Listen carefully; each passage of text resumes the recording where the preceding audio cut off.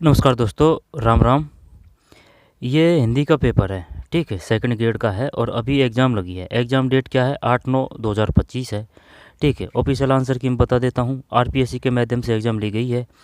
Exam date 8/9/25 है। Model answer की issue date है 28/10/25, 28/10/25 है, ठीक है। तो इसमें ये नहीं है कि 150 के 150 जो क्वेश्चन उनको देखेंगे, नहीं, सिर्फ हिंदी व्याकरण, ओनली हिंदी व्याकरण के जो क्वेश्चन है वही देखेंगे। और हिंदी व्याकरण जिसके भी आती है, जिसकी भी एग्ज़ाम की सिलेबस में है, उन सभी के लिए काम का है। तो ओनली हिंदी व्याकरण के देखेंगे, ठीक है, और कुछ नहीं देखेंगे। चलिए शुरू करते हैं। सेकंड ग्रेड का है और 2024 वाली भर्ती है, 2025 में एग्ज़ाम लगी है, ठीक है। रतिपाल के द्वारा स्कैन पेपर जारी किए गए हैं, रतिपाल के द्वारा।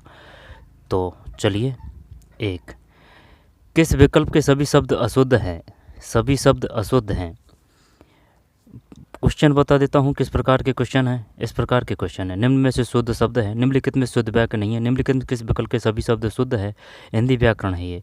योजक चिन्ह का प्रयोग निम्न में से कहाँ नहीं होता है? सिर से पानी गुजरना मुहावरे का निकटतम अर्थ है। बॉबी में हाथ तू डाल, मंत्र में पढ़ूँ, लोकोक्ति का उचित अर्थ है, ठीक है। तो हिंदी व्याकरण के ही सिर्फ क्वेश्चन देखेंगे, जो हिंदी साहित्य से संबंधित है वो नहीं देखेंगे। चलिए शुरू करते हैं। किस विकल्प के सभी शब्द अशुद्ध हैं? बताइए क्या करें इसमें। सभी जो शब्द हैं वो अशुद्ध हैं। व्यावसायिक, मार्मिक, पर्वतीय, क्योंकि, गृहिणी, आह्वान, दिवाली, घोटाला, केंद्रीय, अंधाधुंध, डावाडोल, आगंतुक। सभी शब्द अशुद्ध हैं। अब ऐसे तो है नहीं है कि भाई ये जो है ना, ये जो चारों ऑप्शन है तो इनमें 3 तो सही है, एक गलत है, और एक गलत में वो तीनों ही गलत है, ठीक है ना, वही देखना है अपन को। तो दिवाली, घोटाला, केंद्रीय, क्योंकि, गृहिणी, आह्वान, व्यावसायिक, मार्मिक, पर्वतीय। क्या करें अब इसमें? किस विकल्प के सभी शब्द अशुद्ध हैं? अशुद्ध हैं। व्यावसायिक, मार्मिक, मार्मिक, मार्मिक, मार्मिक, क्या मार्मिक ये आएगा? मार्मिक, मार्मिक तो सही है, पर्वतीय सही है। व्यावसायिक, व्यावसायिक भी सही लग रहा है। गृहिणी, गृहिणी, गृहिणी सही है। आह्वान, क्योंकि, दिवाली, घोटाला, केंद्रीय, अंधाधुंध, डावाडोल, यानी कि जो ज़्यादा मात्रा होती है ना उसमें गोलमोल होता है सिस्टम, है ना। तो क्या यही करें क्या? अंधाधुंध, डावाडोल, आगंतुक, क्योंकि वो ज़्यादा मात्रा होती है, लगता है तो अपन को है कि वह शुद्ध है, लेकिन वही गलत होता है। तो क्या यही करें? अंधाधुंध, डावाडोल, आगंतुक। देखते हैं, एक में 2 है भाई, एक में 2 का मतलब ये है सभी शब्द अशुद्ध हैं, तो ये अशुद्ध है, ठीक है। क्योंकि, गृहिणी, आह्वान, गृहिणी, गृहिणी, गृहिणी, गृहिणी, सभी शब्द अशुद्ध है। सभी शब्द का अशुद्ध का मतलब है ये सभी गलत है। जब इनमें अशुद्धि कौन सी है वो तो क्वेश्चन तो कर दिया अपन ने, एक में 2, लेकिन भाई अशुद्धि का पता तो होना चाहिए। आह्वान, तो क्या है इसमें? आ है आधा आएगा शायद, आह्वान। और गृहिणी में, तो गृहिणी में क्या ये मात्रा आएगी क्या? गृहिणी में, गृहिणी में, गृहिणी में, हाँ यही मात्रा ही होनी चाहिए, गृहिणी, गृहिणी, गृहिणी। और क्योंकि में क्या है? क्योंकि में क्या है? क्योंकि, क्योंकि, क्योंकि, क्योंकि, क्योंकि में शायद बिंदी लगेगी, विसर्ग, क्योंकि, क्योंकि, ठीक, तो ये गलत है। व्यावसायिक शुद्धों को देख लेते हैं। व्यावसायिक, मार्मिक, व्यावसायिक छोटी मात्रा है। व्यावसायिक कौन सा प्रत्यय है इसमें? व्यावसायिक में व्यावसायिक, व्यावसायिक, व्यावसायिक, व्यावसायिक, एक प्रत्यय है। मार्मिक, पर्वतीय, पर्वतीय में कौन सा है? ई, पर्वतीय, ये है। व्यावसायिक, मार्मिक, पर्वतीय। दिवाली, घोटाला, केंद्रीय, अंधाधुंध, डावाडोल, आगंतुक। दोबारा से देखते हैं, ये हटा दिया। व्यावसायिक, मार्मिक, ठीक है, व्यावसायिक, मार्मिक, पर्वतीय। दिवाली, घोटाला, दिवाली, घोटाला, केंद्रीय, अंधाधुंध, डावाडोल, आगंतुक। पता नहीं चल पा रहा है ना इसमें कि भाई ये अशुद्ध है, क्योंकि बिंदी का खेल है इसमें। और गृहिणी में ये मात्रा आनी चाहिए। आह्वान में है छोटा आना चाहिए, ये आधा आएगा, आह्वान, शायद ये गलत है और बाकी सब सही है। निम्नलिखित में से अशुद्ध शब्द नहीं है। अशुद्ध शब्द नहीं है, बताइए क्या करें? अशुद्ध शब्द नहीं है, तो अशुद्ध शब्द नहीं है यानी कि कौन सा शुद्ध है? तो ये तो गलत लग रहा है। भर्त्सना, इसको भी पश्चाताप, पश्चाताप, पश्चाताप, अधिशासी, पश्चाताप, पश्चा, क्या ये करें क्या? एक और चार को तो भर्त्सना, भर्त्सना, पता नहीं है भाई क्या करें इसमें, बताइए। करने खुद से करने को कोशिश कीजिए, वो आंसर तो क्या है देख लेंगे, लेकिन हिंदी व्याकरण है, मैथ है, फिजिक्स है, वो हिंदी व्याकरण है, मैथ है, इंग्लिश व्याकरण है, ठीक है, वो प्रैक्टिस मांगती है। बताइए क्या करें इसमें, पढ़ के निकलने में कोई तेल नहीं है। पुनरपि, पश्चाताप, अधिशासी, भर्त्सना, तो क्या पुनरपि, पुनरपि, पुनरपि, पश्चाताप, पश्चाताप, इसको अधिशासी, पता नहीं, यहाँ तो 3 है 4, देखते हैं 2 में, कोई सा भी नहीं है भाई, अशुद्ध शब्द नहीं है, मार दिया इसने तो। ये है, ये पुनरपि है, ये अलग ही दिया है इसने, पुनरपि, पुनरपि अशुद्ध शब्द नहीं है, तो ये शुद्ध है सिर्फ, 2 में 1, पुनरपि शुद्ध है, तो इसका मतलब अशुद्ध शब्द नहीं है, तो ये सब अशुद्ध है। भर्त्सना, चल अशुद्ध है तो उनको पढ़ना गलत है, क्योंकि फिर ये याद रह जाएंगे। पुनरपि, पुनरपि, पुनरपि, पु छोटा है, ऊ बड़ा यूँ आएगी, पुनरपि छोटी मात्रा है, पुनरपि। निम्नलिखित में शुद्ध शब्द है, अब बताइए भाई, शुद्ध शब्द कीजिए। सौंदर्यता, सौंदर्यता, लब्ध प्रतिष्ठ, आधीन, अचोहिणी, सौंदर्यता, सौंदर्यता, सौंदर्यता, क्या सौंदर्य में बिंदी लगेगी या नहीं लगेगी? सौंदर्यता नहीं, आधा नहीं लगेगा इसमें तो, सौंदर्य में तो नहीं, तो ये तो हटाई दे। अब लब्ध प्रतिष्ठित, लब्ध प्रतिष्ठित है ना, लब्ध प्रतिष्ठित, अचोहिणी, अचोहिणी सेना और आधीन। अब क्या करें इसमें, निम्न शुद्ध शब्द है अचोहिणी, अचोहिणी करें क्या? गलत है भाई, बिल्कुल गलत है, इसमें ये है 3 में 3 है।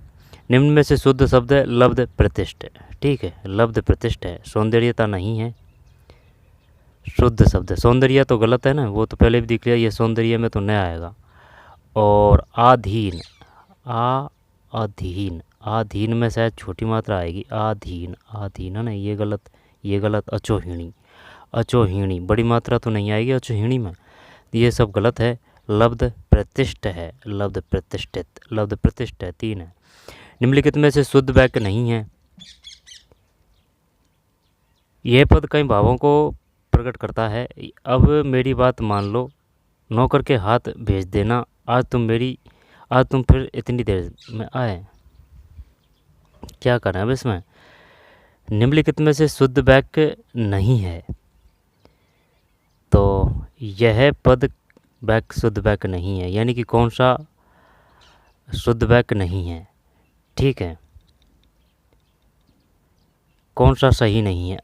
अब मेरी बात मान लो, शुद्ध वाक्य नहीं, अब मेरी बात मान लो, नौकर के हाथ भेज देना, चल मान लेते हैं, आज तुम फिर इतनी देर में आए, देर से आए है ना, देर से आएगा, ये तो देर से आए है ना, तो शुद्ध वाक्य नहीं है, तो यही लग रहा है शायद भाई, आज तुम फिर इतनी देर में आए, देर से आए, से आएगा, ये तो दिख रहा है, वाक्य शुद्ध नहीं है। तो नौकर के हाथ भेज देना, अब मेरी बात मान लो, यह पद कई भावों को प्रकट करता है, क्या यही करें? गलत है यार, एक है इसमें भाई। निम्नलिखित में से शुद्ध वाक्य नहीं है। यह पद कई भावों को व्यक्त करता है, ठीक है, यह पद कई भावों को व्यक्त करता है, प्रकट करता है। निम्नलिखित में शुद्ध वाक्य नहीं है, ये नहीं है, तो प्रकट की जगह क्या व्यक्त करता हुआ आ जाएगा। यह पद कई भावों को व्यक्त करता है, प्रकट करता है, अभिव्यक्त करता है, ठीक है, तो ये गलत है, इसमें शुद्ध वाक्य नहीं है। जबकि अब मेरी बात मान लो, नौकर के हाथ भेज देना, आज तुम फिर इतनी देर में आए, सही है भाई, ये देर में आए, देर में आए, देर से आए, ठीक है, देर में आए, आज तुम इतनी देर में आए, नौकर के हाथ भेज देना, अब मेरी बात मान लो, ये गलत है, इसमें शुद्ध वाक्य नहीं है, 4 में 1 है। क्योंकि क्वेश्चन खुद से करने के बाद में फिर आंसर देखने में आनंद है। फिर डायरेक्ट अगर क्वेश्चन आंसर देखेंगे तो वो फिर कोई मतलब नहीं निकलेगा, चाहे वो सही जाए चाहे गलत जाए, खुद से करने की कोशिश कीजिए। निम्नलिखित में किस विकल्प के सभी शब्द शुद्ध है? भागीरथी, द्वारका, अंतर्द्वंद, आगामी, बारात। क्या ही करा अब इसमें? किस विकल्प के सभी शब्द शुद्ध है? भगीरथी, भगीरथी, द्वारका, अंतर, अंतर, अंतर, अंतर, अंतर, अंतर तय के ऊपर बिंदी तो नहीं आएगी, अंतर और द्वंद्व तो सही है। ये तो गलत है ना, ये द्वंद्व तो इस प्रकार से ही आएगा, इसमें तो कोई दोहरा नहीं है। ये जो मात्रा है ये इस पे लगेगी। किस विकल्प के सभी शब्द शुद्ध हैं? तो इसको हटा देते हैं। आगामी, बारात भी सही है। स्वादिष्ट, स्वादिष्ट, स्वादिष्ट, स्वादिष्ट, स्वादिष्ट, स्वादिष्ट, ठह नहीं लगेगा, स्वादिष्ट है, स्वादिष्ट लगेगा। ठीक है, इसको हटा देते हैं। सभी शब्द शुद्ध है। वाल्मीकि, निरोग, नुपुर, यही सही लग रहा है। नुपुर, नुपुर में चक्कर पड़ रहा है। नुपुर में जैसे कि नूपुर ऐसी मात्रा लगनी चाहिए, तो तीनों हटा देते हैं ये। सुई, अनुग्रहित, दृष्टा। सुई, चलिए देखते हैं 5 में गलत, 5 में 2, सब के सब गलत जा रहे हैं भाई। निम्नलिखित किस विकल्प के सभी शब्द शुद्ध हैं? आगामी, बारात, स्वादिष्ट है, ठह ही आएगा भाई, स्वादिष्ट, ठह नहीं आएगा।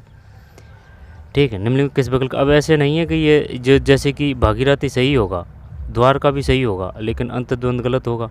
तो ये जो 3 शब्द है ना, तो 3 में 2 सही है तो 1 गलत है, ऐसे है। यहाँ पर कोई दो शब्द है वो ही गलत है, ऐसे है। सबका सब जो पूरा वाक्य है वो गलत नहीं है। 5 में 2 है। आगामी, बारात, स्वादिष्ट। ठीक है भाई, आगम, बारात, स्वादिष्ट। 5 के बाद में 6। इनमें से कौन सा वाक्य शुद्ध है? बताइए, इनमें से कौन सा वाक्य शुद्ध है? ये भी वैसे ही पंडित है जैसे आपके सब काम हमसे अच्छे होते हैं। कोट का दाम पाजामे से अधिक होता है। पाजामे, पाजामे, पाजामे, पाजामे से अधिक होता है। वे अपने आप को समझदार और दूसरों को बेईमान समझते हैं। कौन सा वाक्य शुद्ध है? हिंदी व्याकरण है भाई, 2nd ग्रेड की है, हिंदी का पेपर है ये भी वैसे ही पंडित है जैसे आप सब काम हमसे अच्छे होते हैं। आपके सब काम हमसे अच्छे होते हैं। कौन सा वाक्य शुद्ध है? रमन को तो सभी सही लग रहा है ये, कि सभी शुद्ध सा लग रहे हैं। कोट का दाम पाजामे से अधिक होता है। वे अपने आप को समझदार और दूसरे को बेईमान, अपने आप को समझदार, दूसरे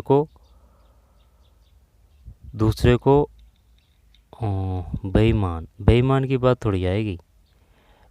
अगर जैसे कि ईमानदार की बात करता तो अपन कर देते, ईमानदार की अगर बात करता तो अपन बेईमान कर देते। समझदार की बात कर रहा है तो पागल होता है यहाँ। तो कौन सा वाक्य शुद्ध है? तो इसको हटा देते हैं। क्या करें अब इसमें? आपके सब काम हमसे अच्छे होते हैं। बताइए क्या करें इसमें? देख ही लेते हैं। 6 में ये है भाई, कौन से वाक्य? ये भी वैसे ही पंडित है जैसे आप। अच्छा, ये सब के सब गलत है। ये भी वैसे ही पंडित है जैसे आप, उनमें से कौन सा वाक्य शुद्ध है? आपके काम हमसे अच्छे होते हैं। आपके काम हमसे अच्छे होते हैं, सबको हटा देते हैं। चल, कोट का दाम पाजामे से, अब इनमें अशुद्धि कौन सी है ये मालूम नहीं चल रहा है। वे अपने आप को समझदार और दूसरों को भाई, हाँ ये तो इसका तो पता चल गया भाई। समझदार है तो पागल आएगा यहाँ, और अगर बेईमान है तो ईमानदार आएगा ना, तो ये तो गलत है, इसमें तो कोई दो राय नहीं है। लेकिन कोट का दाम पाजामे से अधिक है, यहाँ पर अधिक होता है। यहाँ पर कोट का मूल्य कर दें क्या इसमें? कोट का मूल्य पाजामे के मूल्य से, कोट का दाम पाजामे के दाम से। हाँ, कुछ ऐसे ही है ना, ये तीनों गलत है। एक है, इनमें से कौन सा वाक्य शुद्ध है? वे वैसे ही पंडित है जैसे आप। ठीक है भाई, ये भी वैसे ही पंडित है जैसे आप। ये शुद्ध है, इसमें अशुद्ध वाक्य नहीं है। बताइए भाई क्या करें अब इसमें, अशुद्ध वाक्य नहीं है यानी कि गलत नहीं है ना, वो बताना है, अशुद्ध वाक्य नहीं है। तो अशुद्ध वाक्य नहीं है, कोशिश करते हैं।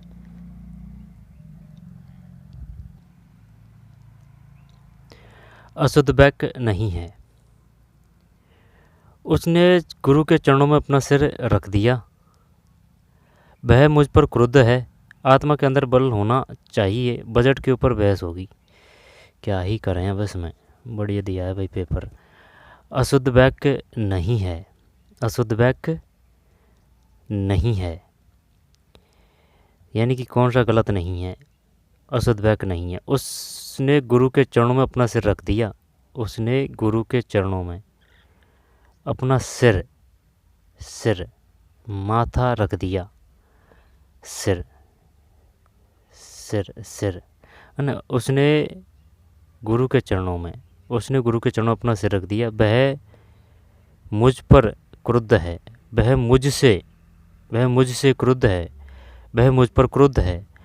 आत्मा के अंदर बल होना चाहिए। आत्मा के अंदर बल होना चाहिए। बजट के ऊपर बहस होगी। अशुद्ध वाक्य नहीं है। क्या ही पता भाई, इसमें क्या करें। अशुद्ध वाक्य नहीं है। बजट के ऊपर बहस होगी। बजट के ऊपर बहस होगी। आत्मा के अंदर बल होना चाहिए। आत्मा के अंदर आत्मबल होना चाहिए। यहाँ बल दे रखा है। चल देखते हैं, 4 है क्या इसमें, गलत 2 है। वह मुझ पर क्रुद्ध है, ये शुद्ध है इसमें। अशुद्ध वाक्य नहीं है, अशुद्ध वाक्य नहीं है। तो ये नहीं है भाई, 2 नहीं है, 7 में 2। तो और बाकी सब गलत है। तो ठीक है गलत है, लेकिन गलती क्या है इनों में। उसने गुरु के चरणों में अपना, उसने गुरु के चरणों में अपना सिर, ये गलत है। आत्मा के अंदर आत्मबल होना चाहिए। बजट के ऊपर नहीं, बजट पर बहस होगी। पर से चल जाएगा ना काम। बजट पर है ना, के को हटाते, बजट पर बहस होगी। तो ये शुद्ध हो सकता है। आत्मा के अंदर आत्मबल होना चाहिए। उसने गुरु के चरणों में अपना सिर, इसमें क्या अशुद्धि हो सकती है। उसने गुरु के चरणों में अपना सिर रख दिया। माथा, उसने अपना माथा रख दिया। उसने अपना सिर रख दिया। 2 है भाई इसमें, अशुद्ध वाक्य नहीं है। वह मुझ पर क्रुद्ध है, 7 में 2। अल्प विराम तो इसको बोलते हैं, ठीक है। अल्प विराम जैसे कि ये तो है क्या, ये बिंदी और ये है ना, ये तो अर्धविराम है। ये पूर्ण विराम है ना। ये तो फुल स्टॉप हो गया, ये पूर्ण विराम है। और प्रश्नवाचक चिन्ह ये है। विषमबोधि वाक्य कौन सा है, ये है विषमबोधि वाक्य। और ये जो छोटा सा बिंदु है ना, ये अल्पविराम है। अर्धविराम अगर इसके ऊपर ये लग जाएगी तो ये अर्धविराम हो जाएगा, ठीक है। और ये जो योजक चिन्ह है, ये योजक चिन्ह है, ठीक है।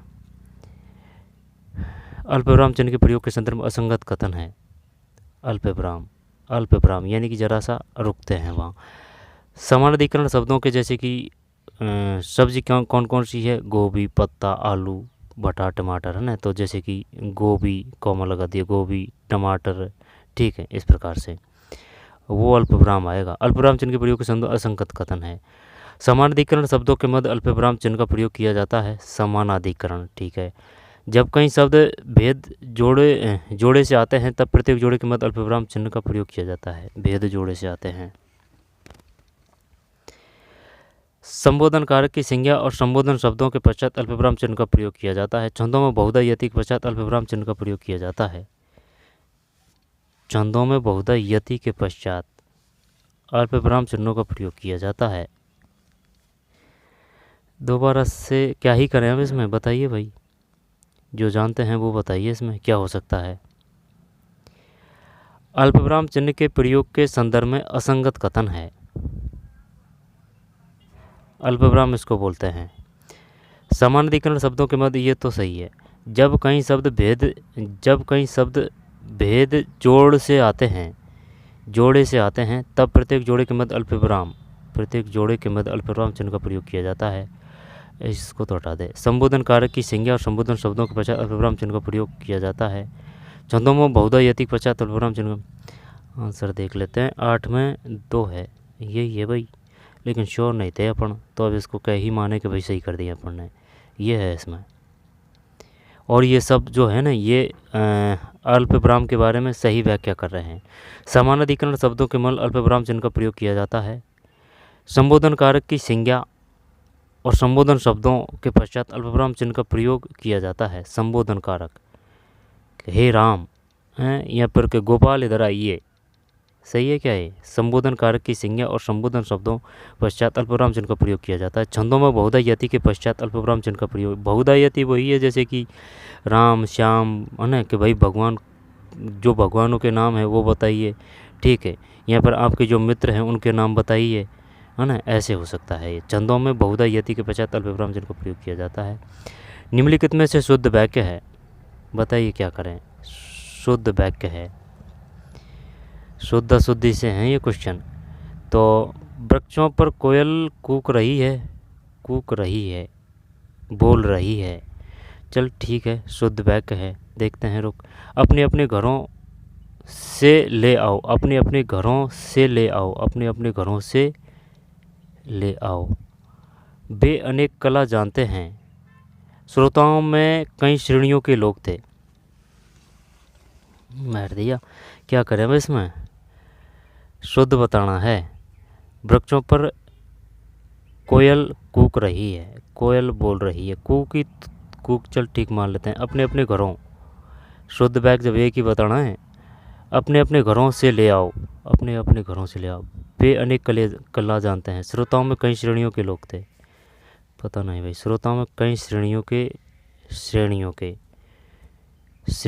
चल यही करते हैं, एक यही है भाई। 4 श्रोताओं में कई श्रेणियों के लोग थे, ठीक है, श्रोताओं में कई श्रेणियों के लोग थे। निम्नलिखित में से शुद्ध वाक्य है, श्रोताओं में कई श्रेणियों के लोग थे, ये शुद्ध है सिर्फ, ठीक है।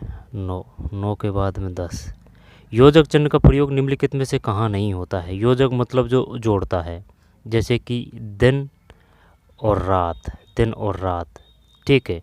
माता और पिता, ठीक, ऐसे जो योजक चिन्ह का प्रयोग निम्नलिखित में से कहाँ नहीं होता है, बताइए भाई।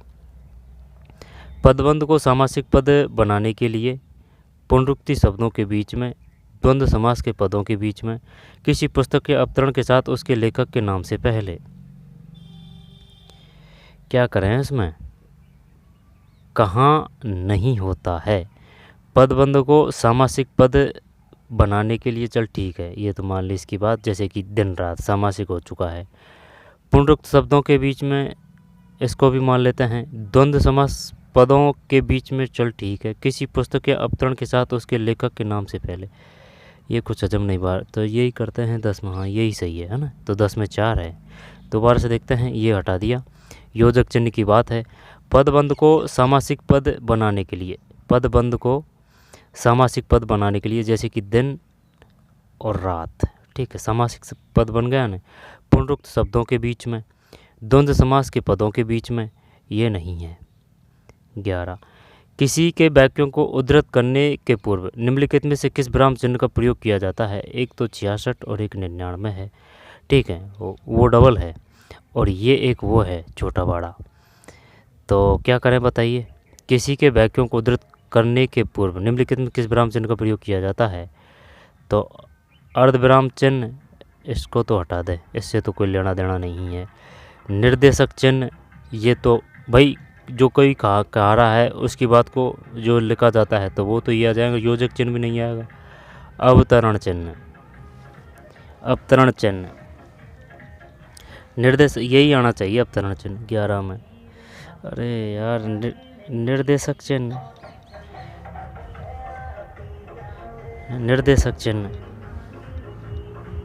तो निर्देशक चिन्ह तो इसको बोलते हैं, निर्देशक चिन्ह भाई, निर्देशक चिन्ह तो इसको बोलते हैं। लेकिन जैसे कि किसी के वाक्य को उद्धृत करने के पूर्व निम्नलिखित किस विराम चिन्ह का प्रयोग किया जाता है? निर्देशक चिन्ह तो इसको बोलते हैं, इसमें तो कोई दिक्कत नहीं है। लेकिन जैसे कि किसी की कही बात को ज्यों का त्यों जो लिखा जाता है वो ये है, ठीक है। इनके बीच में लिखी जाती है 66 और 99, ठीक। और एक ये है सिंगल और ये, ठीक है, ऐसे। लेकिन ये निर्देशक चिन्ह की बात कर रहा है, किसी के वाक्य को उद्धृत करने के पूर्व की बात कर रहा है ये, ठीक है। जैसे कि ये जो कथन है इसमें लिखा जाएगा, लेकिन इससे पहले ये आएगा, है ना, हाँ, निर्देशक चिन्ह, ठीक है भाई। 11 में 1 है। किस वाक्य में विराम चिन्हों का सही प्रयोग हुआ है? बताइए क्या करें। किस वाक्य में विराम चिन्हों का सही प्रयोग हुआ है? आपने बताया नहीं कि आप कहाँ रहते हैं। आपने बताया नहीं कि आप कहाँ रहते हैं, सही प्रयोग। आपने बताया नहीं कि आप, इसको तो नहीं है ना। आपने बताया नहीं कि आप कहाँ रहते हैं। आपने बताया नहीं कि आप कहाँ रहते हैं, तो ये तो फुल स्टॉप को तो हटा ही दे, क्योंकि प्रश्नवाचक चिन्ह है ना, जब ये दोनों को तो हटा ही देते हैं। अब यहाँ तो तू ये कर या यहाँ पर ये कर। तो आपने बताया नहीं कि आप कहाँ रहते हैं, ये सही लग रहा है। आपने बताया नहीं कि आप कहाँ रहते हैं। आपने बताया नहीं कि आप, क्या करें, 1 करें कि 3 करें? 12, कोई सही नहीं है इसमें, तो ये है 4। 12 में 4 है भाई, 12 में 4 है। हिंदी बिंदी लगा रही है। किस वाक्य में विराम चिन्हों का सही प्रयोग हुआ है? आपने बताया नहीं कि आप कहाँ रहते हैं। तो इसी वजह से तो ये प्रश्नवाचक चिन्ह किया था। आपने बताया नहीं कि आप कहाँ रहते हैं, 4 है भाई, 12 में 4। फिर 13 पे चलते हैं। सिर से पानी गुजरना, इसको कर देंगे, इसमें तो कोई दिक्कत नहीं। सिर से पानी गुजरना मुहावरे का निकटतम अर्थ है। तो सहनशीलता की सीमा पार होना, बहुत लज्जित हो जाना, मर्यादा भंग होना, समय सीमा समाप्त, ये तो यही है 13 में 1। सहनशीलता की सीमा पार होना, चुल्लू भर पानी पे मैं डूब मरना। बाबी में हाथ तू डाल मंत्र में पढ़ूँ, लोकोक्ति का, वो जेलर का पेपर लगा था ना, जेलर का, वो हिंदी का, है ना, उसका भी तगड़ा पेपर आया था भाई, एकदम जोरदार आई थी हिंदी व्याकरण। जेलर की पेपर की सबसे खतरनाक था वो पेपर, जेलर का। बॉबी में हाथ तू डाल मंत्र में पढ़ूँ, लोकोक्ति का उचित अर्थ है आप स्वयं नष्ट होना और दूसरों को भी थोड़ी हानि पहुंचाना। जोखिम का काम दूसरों को सौंप कर स्वयं आसान काम करना, यही है 14 में, ये तो सही है। चित्त भी मेरा पट भी मेरा, अंटा मेरे बाप का, गजब। चित्त भी मेरा, जैसे कि जो सिक्का है उसके दोनों ऊपर और वो होते हैं ना हिस्से, वो चितपट बोलते हैं उनको। चित्त भी मेरा पट भी मेरा, अंटा मेरे बाप का और सिक्का भी मेरे बाप का, लोकांकिका से हैं, गजब। ये देते कहाँ से हैं? 9 से 12 में तो नहीं है ये। खेल के सभी दाव पेच जानना, हर दशा में अपना ही लाभ चाहना, अपनी जीत के प्रति आशंकित होना, ये तो नहीं है। दूसरों पर भरपूर ग्रोह जमाना, जब ध्यान देना भाई, अपनी जीत के प्रति आशंकित होना ये तो आएगा नहीं, और दूसरों पर भरपूर ग्रोह जमाना ये भी नहीं आएगा। अंटा मेरे बाप का, खेल के सभी दांव पेच जानना और हर दशा में अपना ही लाभ चाहना, यही हो सकता है। हर दशा में अपना ही लाभ चाहना, चित्त भी मेरा पट भी मेरा और अंटा मेरे बाप का। चल 2 ही करते हैं, 15 में 2 सही है। हर दशा में अपना ही लाभ चाहना। तुम शास्त्री जी पर आरोप लगाकर की कोशिश कर रहे हो। तुम शास्त्री जी पर आरोप लगाकर सूरज को धूल फेंकने, सिर मारने की, आकाश के तारे तोड़ने की, सूरज को दिया दिखाने की कोशिश कर रहा। हाँ, ये हो सकता है। धूल तो कोई वो नहीं है, सिर मारने की भी बात नहीं आ रही है यहाँ, आकाश के तारे तोड़ना भी नहीं है। आरोप की बात है ना, जैसे कि सोने की काई लगाना, भाई सोने में कोई काई लगती है कि वो बड़ी बात है। तो सूरज को दिया दिखाना यही है। शास्त्री जी पर आरोप लगाकर सूरज को दिया दिखाने की कोशिश कर रहे हो। 16 में, यानी विद्वान को आप उसके सामने ज़्यादा विद्वान बनने की कोशिश कर रहे हो। अरे तेरी की, गलत है भाई, ये तो गलत है। ये गलत कैसे है? 16 में 3। तुम शास्त्री जी पर आरोप लगाकर सूरज पर धूल फेंकने की कोशिश कर रहे हो। फंसा दिया इसने तो। तुम शास्त्री जी पर आरोप लगाकर सूरज पर धूल फेंकने की कोशिश कर रहे हो। धूल फेंकने की बात है क्या इसमें? 16 में 3 यही है भाई, सूरज पर धूल फेंकने। तुम शास्त्री जी पर आरोप लगाकर, सही तो है। तो सूरज को दिया दिखाना, वो तो विद्युता के मामले में आएगा। अब यहाँ आरोप की बात आ रही है, ठीक है ना? तो धूल है भैया, ठीक है, धूल है, सूरज पर धूल फेंकने। तुम शास्त्री जी पर आरोप लगाकर सूरज को दिया दिखाने, तो वो तो विद्युता के मामले में आएगा, ठीक है। अब ये है इसमें सूरज पर धूल फेंकने, 16 में 3। 17 धीरता शब्द है। धीरता शब्द है क्या है बताइए? क्रिया संज्ञा किसे कहते हैं? संज्ञा कहते हैं किसी व्यक्ति वस्तु स्थान को बोध कराने वाले शब्द संज्ञा कहलाते हैं। सर्वनाम किसे कहते हैं? सर्वनाम किसे कहते हैं? संज्ञा के स्थान पर प्रयुक्त होने वाले शब्द सर्वनाम कहलाते हैं।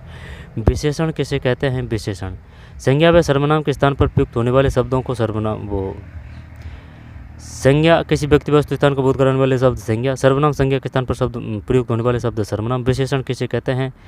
विशेषण संज्ञा व सर्वनाम की विशेषता बताने वाले शब्द विशेषण है।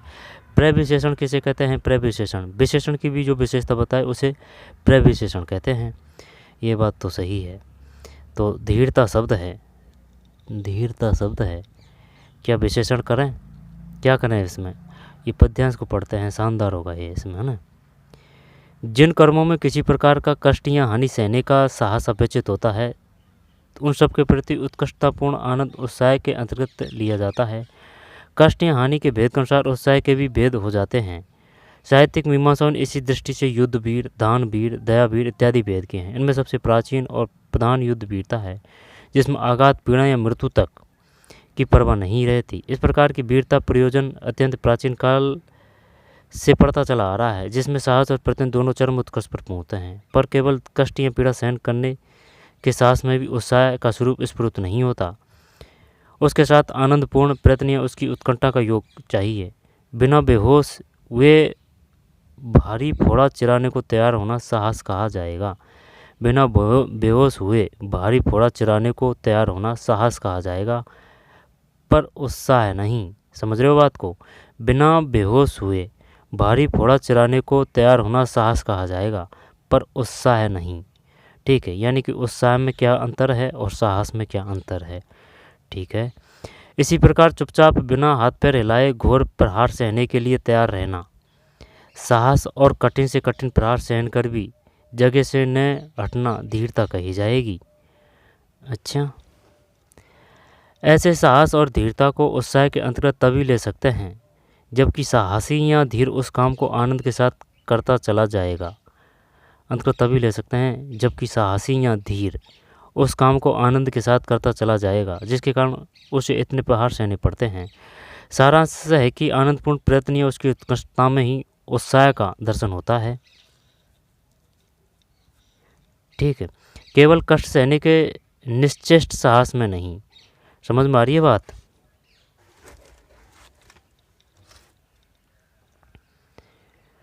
सारांश यह है कि आनंदपूर्ण प्रयत्न या उसकी उत्कंठा में ही उत्साह का दर्शन होता है, केवल कष्ट सहने के निश्चेष्ट साहस में नहीं। धृति और साहस दोनों का उत्साह के बीच संचरण होता है। शानदार गद्यांश था भाई ये, ठीक। धीरता शब्द है, तो धीरता शब्द क्रिया है, विशेषण। अब ये पद्यांश, ये जो गद्यांश है ना, इसको नहीं भी पढ़ा है तो कोई दिक्कत नहीं, आप डायरेक्ट व्याकरण से संबंधित क्वेश्चन है उनको आंसर दे सकते हैं। धीरता, धीरता, विद्युता, ठीक है। तो क्या संज्ञा है? विशेषण है, क्रिया विशेषण है। धीरता, धीरता, धीरता, धीरता संज्ञा व सर्वनाम की विशेषता बताने वाले शब्दों को विशेषण कहते हैं। धीरता, धीरता, जैसे कि काला क्या है? संज्ञा है, सर्वनाम है, या पर विशेषण है, या पर क्रिया है। काला, काला विशेषण है। तो धीरता क्या करें, संज्ञा तो नहीं है, क्रिया, क्रिया जैसे कि जाना को अपन क्रिया बोलते हैं, आना को क्रिया बोलते हैं, तो ये क्रिया तो नहीं है। तो अब इसको क्या, या तो विशेषण करें या क्रिया विशेषण करें। तो क्या विशेषण कर दें, 17 में 3 है भैया, संज्ञा है संज्ञा, 17 में 3 है संज्ञा, धीरता शब्द है संज्ञा। अनुच्छेद दूसरा धृति का अर्थ है, धृति का अर्थ है क्या है, धृति का अर्थ है धैर्य, अधिकृत करना, स्थापित करना, यज्ञ, धैर्य। 18 में धैर्य, सही है, धृति धैर्य। उत्साह का स्वरूप स्फुरित होता है, पीड़ा सहन करने के साहस में नहीं, घोर प्रहार सहन करने के साहस में नहीं, कष्ट सहने के निश्चय साहस में नहीं। ये है ये तो पद्यांश, ये गद्यांश में दे रखा था 19 में 4। आनंदपूर्ण प्रत्यय उसकी उत्कृष्टता में। अनुच्छेद के आधार पर बताइए कि साहित्य मीमांसा ने किसे उत्साह का भेद नहीं माना है। अनुच्छेद के आधार पर बताइए कि साहित्य मीमांसकों ने किसे उत्साह का भेद नहीं माना है। कर्मवीर, दयावीर, दानवीर, युद्धवीर, उत्साह का भेद नहीं माना है। दानवीर, उत्साह का भेद नहीं माना है। दयावीर हो सकता है, ठीक है, जैसे कि अपने दुश्मन को माफ़ करना, ये छोटी मोटी बात नहीं है। कर्मवीर, क्या ये दान करें क्या इसमें, नहीं भाई, इसमें कर्मवीर है, 20 में कर्मवीर आया कि कहीं इसमें कर्मवीर, कर्मवीर, युद्धवीर, दानवीर, दयावीर इत्यादि भेद किए हैं, ये दे रखा ना, युद्धवीर, दानवीर और दयावीर, युद्धवीर, दानवीर और दयावीर, युद्धवीर, दानवीर और दयावीर, युद्धवीर, युद्धवीर, दानवीर और दयावीर, कर्मवीर, भेद नहीं माना है। तो 20 में 2 सही तो है, 20 में 2 है, कर्मवीर है, 20 में 2, ठीक है, ये तो है गद्यांश में, युद्धवीर, दानवीर, दयावीर, कर्मवीर है, 20 में 2। फिर 21, शब्द शक्ति विषय कौन सा कथन गलत है। शब्द शक्ति विषय कौन सा गलत है, तो पता नहीं भाई, ये वो है अलग है, ये शब्द वो है ना, शब्द शक्तियाँ वहाँ से है, ये अपने सिलेबस में भी नहीं है ये, अभिधा, लक्षणा, ठीक है ना, वो है ये शब्द शक्ति विषय। 21 में 2 है। जब क्रम की दृष्टि से लोक एवं शास्त्र के कथित नियमों को उल्लंघन किया जाए तो कौन सा, ये अपने काम के नहीं है, आंसर बता देता हूँ। 22 में 1 है, 23 में 3 है, ठीक है, 23 में 3 है, फिर 24 में 2 है, फिर 25 में 2 है, अलंकार से है ये, 26 में 2 है, 27 में 1 है, 28 में 3 है, 29 में 1 है, व्याकरण के देखना है ओनली, 29 के बाद में 30 में 3, 31 में 4, 32 में 2, 33 में 1, 34 में 1, 35 में 2, 36 में 2, फिर 37 में 1, आगे है व्याकरण के क्वेश्चन, बीच में है इसमें, 38 में 3, फिर बीसल देवरासों का काव्य नायक है, ये तो काम के है ना, इनको तो कर देंगे, रुक जाओ 1 मिनट। 37 में 1 हो गया, अभी 38 और 39 ये काम के हैं। रचना एवं रचनाकार की दृष्टि से असंगत विकल्प है, बताइए भाई। पृथ्वीराज रासो, जैसे कि ये रह आ रहा है तो ये रह आ रहा है, पृथ्वीराज रासो चंद्रप्रदायी है, और पृथ्वीराज विजय ये आ रहा है ना, तो वो ये जयानक है, पृथ्वीराज विजय की रचना जयानक है, पृथ्वीराज रासो रह से चंद्रप्रदायी है, ठीक है।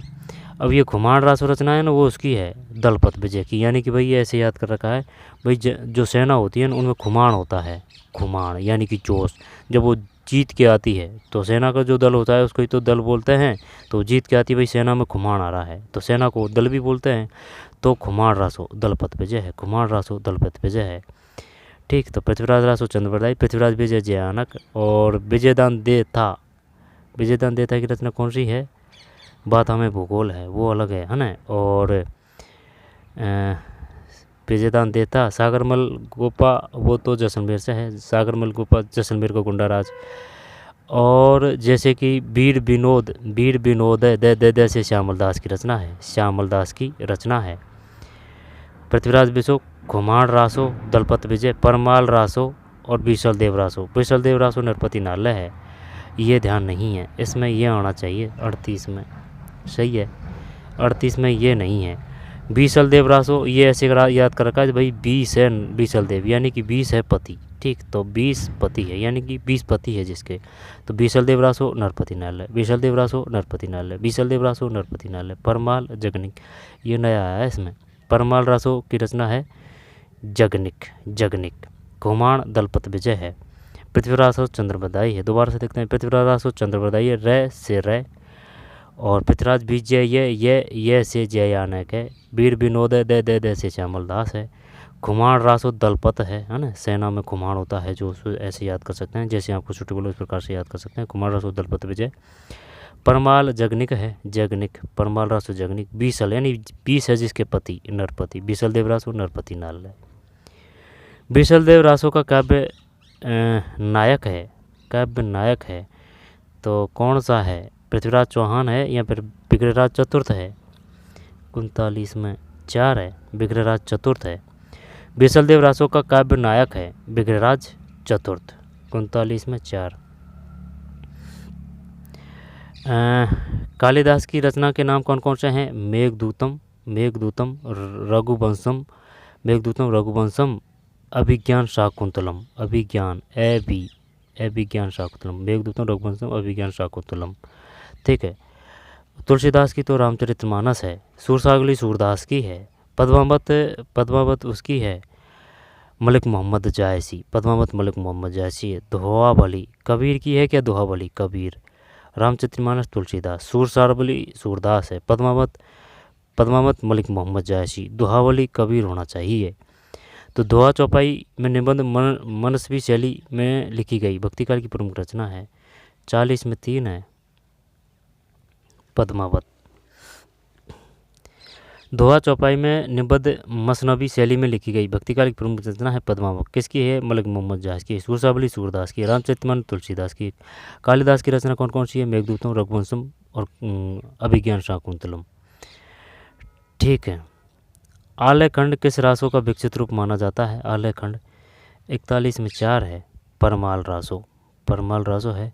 42 में 1 है। फिर निम्नलिखित में से सुमिलित विकल्प नहीं है। जायसी, मलिक मोहम्मद जायसी की रचना कौन सी है? मलिक मोहम्मद जायसी की, वही तो है पद्मावत, ठीक है। मलिक मोहम्मद जायसी की पद्मावत है। और खजाइन उल फतह किसकी है? खजाइन उल फतह, कैसे खजाइन? अलाउद्दीन खिलजी, खजाइन अलाउद्दीन खिलजी, खजाइन उल फतह। खजाइन उल फतह किसकी रचना है ये बताइए। खजाइन उल फतह वो जो है ना, हजार सितून, इनकी तो रचना अलाउद्दीन खिलजी ने कराई थी, इसमें कोई दिक्कत नहीं है। 1000 सितून, ठीक है, सितून अलाउद्दीन खिलजी ने निर्माण करवाया था इनका। लेकिन बात आ रही है अब रचना की, तो मलिक मोहम्मद जायसी की पद्मावत है, ठीक है ना। और चल छोड़, 43 में 4 है, सुमिलित विकल्प नहीं है, ये नहीं है। जायसी, आखिरी कलाम, कुतुबुन मरगावती, मंजन मधु मालती। फिर ये भी काम का है, बार बार क्वेश्चन आते हैं, ऐसे बार 1000 बार क्वेश्चन आ चुके हैं। बताइए भाई क्या करें? तो बी करें क्या? जैसे कि ये बी आ रहा है ना, तो और कोई सा में बी नहीं है, तो माधवाचार्य कर दें। देत्वावाद, यानी कि अगर ये छोटा रूप है देत्वादात, तो क्या माधवाचार्य कर दें? आंसर देख लेते हैं। 44 में 3 है, 3 का मतलब CADB है। CADB याद करते हैं, CAD और ये B है। देत्वावाद, हाँ तो ये सही है, जैसे कि ये छोटा रूप है इसका, देत्वाद, माधवाचार्य, ठीक है। और अगर ऐसे भी कर सकते हैं, जैसे कि ये बा को काटेंगे, बा और ये बा, और कोई समय भी बा नहीं है, बा उसमें है लेकिन वो बे बकरी बाड़ा है ना। तो देत्वावाद, माधवाचार्य, क्लियर। कन्फ्यूज होने की जरूरत नहीं है, क्योंकि वो इस प्रकार से पूछ सकता है, देत्वाद किसकी रचना है, माधवाचार्य का कौन सा वो था, ठीक है। कौन सा संप्रदाय की स्थापना की थी? विशिष्टता द्वैतवाद, यानी कि बा से बा ही काटना है ना, बा से बा माधवाचार्य। विशिष्टता द्वैतवाद तो ये हो जाएंगे विशिष्टता द्वैतवाद रामानुजाचार्य, शुद्धता द्वैतवाद वल्लभाचार्य, द्वैता द्वैतवाद निम्बकाचार्य। दोबारा से देखते हैं, द्वैतवाद यानी कि माधवाचार्य, द्वैतवाद है ना, छोटा नाम भी है और बा से बा है, ये तो याद है। विशिष्टता द्वैतवाद ये रामानुजाचार्य है। शुद्धाद्वैतवाद वल्लभाचार्य है, शुद्धाद्वैतवाद वल्लभाचार्य है। ठीक है भाई, शुद्धता द्वैतवाद, शुद्ध की बात कौन कर रहे हैं? वल्लभाचार्य है। द्वैताद्वैतवाद है ये निम्बकाचार्य है। अब करिए, बताइए, एकदम साथ के साथ ख़त्म करिए। द्वैतवाद माधवाचार्य है। विशिष्ट द्वैतवाद, विशिष्ट द्वैतवाद भूल गए, विशिष्ट द्वैतवाद रामानुजाचार्य। शुद्धाद्वैतवाद, शुद्ध की बात वल्लभाचार्य करते हैं। द्वैताद्वैतवाद निम्बकाचार्य।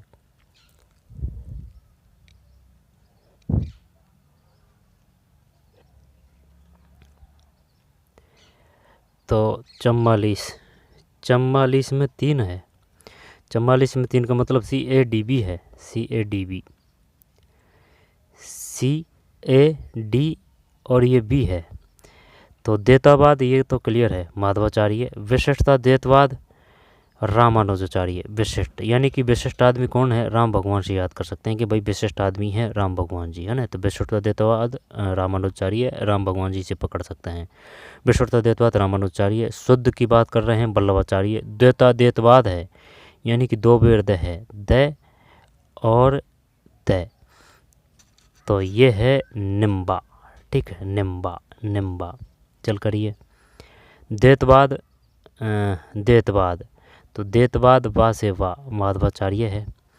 विशिष्ट द्वैतवाद रामानुज यानी कि राम भगवान विशिष्ट आचार्य, विशिष्ट आदमी है, विशिष्ट भगवान है ना। जैसे सुटेबल उस प्रकार से विशिष्ट यानी कि राम भगवान जी विशिष्ट ही तो थे। ठीक है, इसके बाद में राम भगवान से पकड़ सकते हैं। शुद्धाद्वैतवाद, शुद्ध की बात वल्लभाचार्य कर रहे हैं। द्वैताद्वैत 2 बार द है, तो ये नींबू है, नींबू यानी कि नींबू हमको दे दीजिए, ऐसे कर सकते हैं 2 बार के द्वैताद्वैत को भाई नींबू दे दीजिए। द्वैतवाद माधवाचार्य। विशिष्ट की बात रामानुज, राम जी भगवान विशिष्ट है। शुद्धाद्वैतवाद वल्लभाचार्य है। 2 द निम्बकाचार्य है। क्लियर, अभी आएगा तो भूलेंगे नहीं। इसके बाद में 45 में 1 है, 46 में 3 है।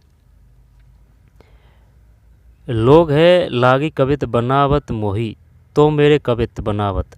फिर कवि भक्ति कवि किस कवि की है? 47 में 3 घनानंद।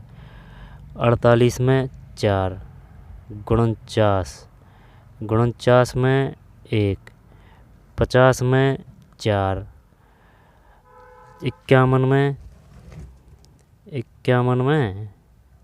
में 2 है। फिर 52 में 1 है। 53 में 4 है। 54 3 है। 55 मंटो मेरा दुश्मन संस्करण के साथ 55 में 3 है। मृदुलागर सुरेश वर्मा। मुद्रा राक्षस ये आधुनिक की बात कर रहा है कि मुद्रा राक्षस तो पहले प्राचीन भी तो था। मुद्रा राक्षस नाटककार और नाटक सुमिलित नहीं। मुद्रा राक्षस का कौन सा है भाई? ये नाटककार है, ये नाटक है मुद्रा राक्षस का। 56 में 2 है। कौन सा सुमिलित नहीं है? ये नहीं है, बाकी सब सही है। मुद्रा राक्षस तिलचट्टा। मृदुला गर्ग एक और अजनबी। सुरेश वर्मा 8वां सर्ग है। मुद्रा राक्षस तिलचट्टा। ठीक है, और ये तो हटाई दिया, गलत है ये। मृदुला गर्ग एक और अजनबी। सुरेंद्र वर्मा 8वां सर्ग। फिर 57 में 3 है। 58 निम्नलिखित में से मनोवैज्ञानिक उपन्यास नहीं है। 58 में 3 है। 59 में 4 है। हिंदी भाषा के उद्भव से असंबंध अपभ्रंश किस विकल्प में है? समझ में नहीं आई बात। हिंदी भाषा के उद्भव से असंबंध अपभ्रंश किस विकल्प में है? शोर सैनी तो है यहाँ पर। अर्धमागधी, महाराष्ट्रीय मागधी तो चल देखते हैं क्या है इसमें। मागधी है भाई, मागधी। हिंदी भाषा के उद्भव से असंबद्ध अपभ्रंश किस विकल्प में है? मागधी है, मागधी। हिंदी भाषा के उद्भव से असंबद्ध अपभ्रंश किस विकल्प में है? माधवी, मागधी या मागधी, मागधी। दोबारा से देखते हैं। हिंदी भाषा के उद्भव से असंबद्ध यानी कि जो संबंध नहीं है अपभ्रंश किस विकल्प में है? मागधी। शोरसैनी, अर्धमागधी, महाराष्ट्र। निम्नलिखित में से ललित 61 में ये काम के नहीं है अपने, है ना। 61 में 4 है, फिर 62। पश्चिमी राजस्थान को एक अन्य नाम से भी जाना, ये तो मारवाड़ी आ जाएगा, कोई दिक्कत नहीं है इसमें। 62 में, है ना, मारवाड़ी में एक। देवनागरी लिपि का विकास किस प्राचीन लिपि से हुआ है? ये क्वेश्चन पहले भी आ चुका है। ब्राह्मी है, ब्राह्मी है, खरोष्टी नहीं, ब्राह्मी ही करते हैं।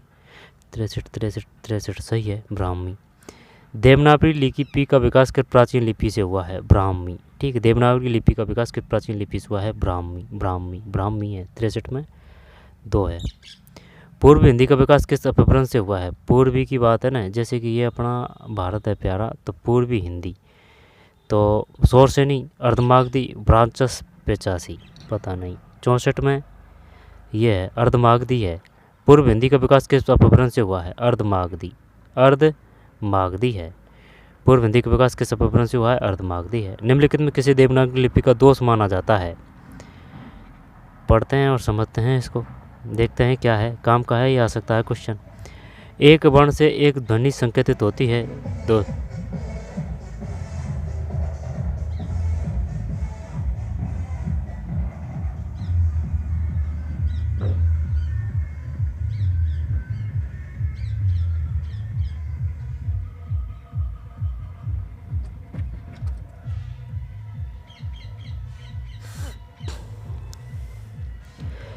रोड है, साधन जाते रहते हैं। निम्नलिखित में किसी देवनागरी लिपि का लिपि का दोष माना जाता है?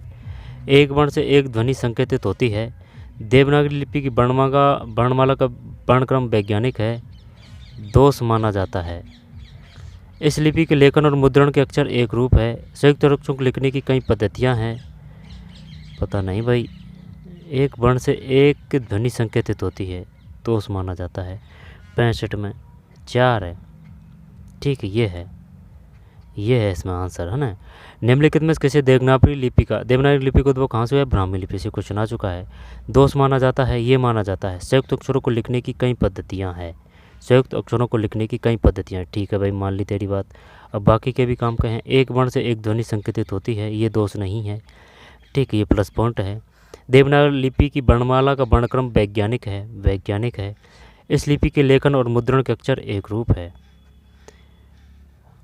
हंसे ने बोले उन्मनी, चंचन मेला मारी, कबीर किस पंक्ति में प्रयुक्त उन्मनी शब्द का प्रयोग किस दशा के लिए? उन्मनी, हंसे ने बोले उन्मनी। उन्मनी मतलब उसको बोलते हैं जो संगीत के एक प्रकार के राग के लिए योग की विशिष्ट दशा, तंत्र मंत्र की विद्या, साहित्य के श्रृंगारिक वर्णन के लिए। चलिए यही करते हैं।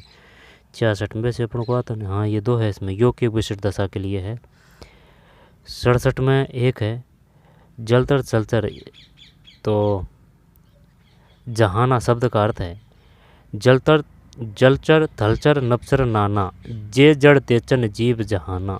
जलचर, थलचर, नभचर, नाना, जे जड़ चेतन जीव जहाना। गजब है ना। जलचर, थलचर, नभचर, नाना, जे जड़ चेतन जीव नहाना। बालकांड की 54 में प्रयुक्त जहाना शब्द है। जहाना का अर्थ क्या है भाई? जड़ चेतन जीव जहाना, जहाना, जहाना, जहाना, जगत होना चाहिए। 68 में सही है, वैसे पता भी चल रहा था इसमें ना, जगत। लेखनी करु करंक की, लिखी लिखी राम पठायु, कबीर की साखी के संस में प्रयुक्त करंक शब्द से क्या अभिप्राय है? 2 है, हड्डी।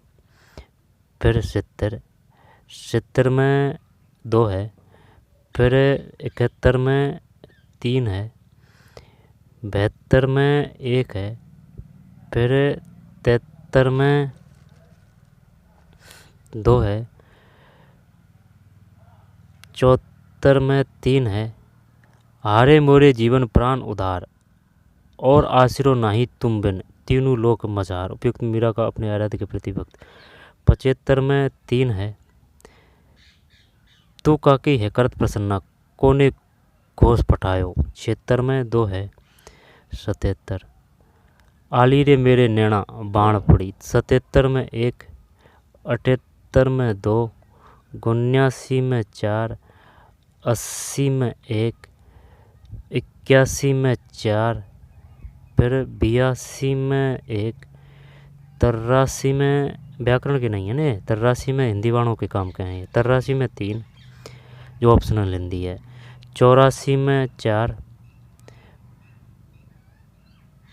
85 में 1 है, 85 में 1 है, 86 में 3 है। तत्व वह करगत हुआ या उड़ गया, कथन निम्न में किसका है? 87 में 1, 88 डरो मत अरे अमृत संतान, अग्रसर है मंगल में वृद्धि, पूर्ण आकर्षण जीवन केंद्र, 88 में 3 है, 89 में 3 है, 90 में 1 है, 91 में 3, 91 में 3 है, 91 में 3, 92 4, 93 में 1।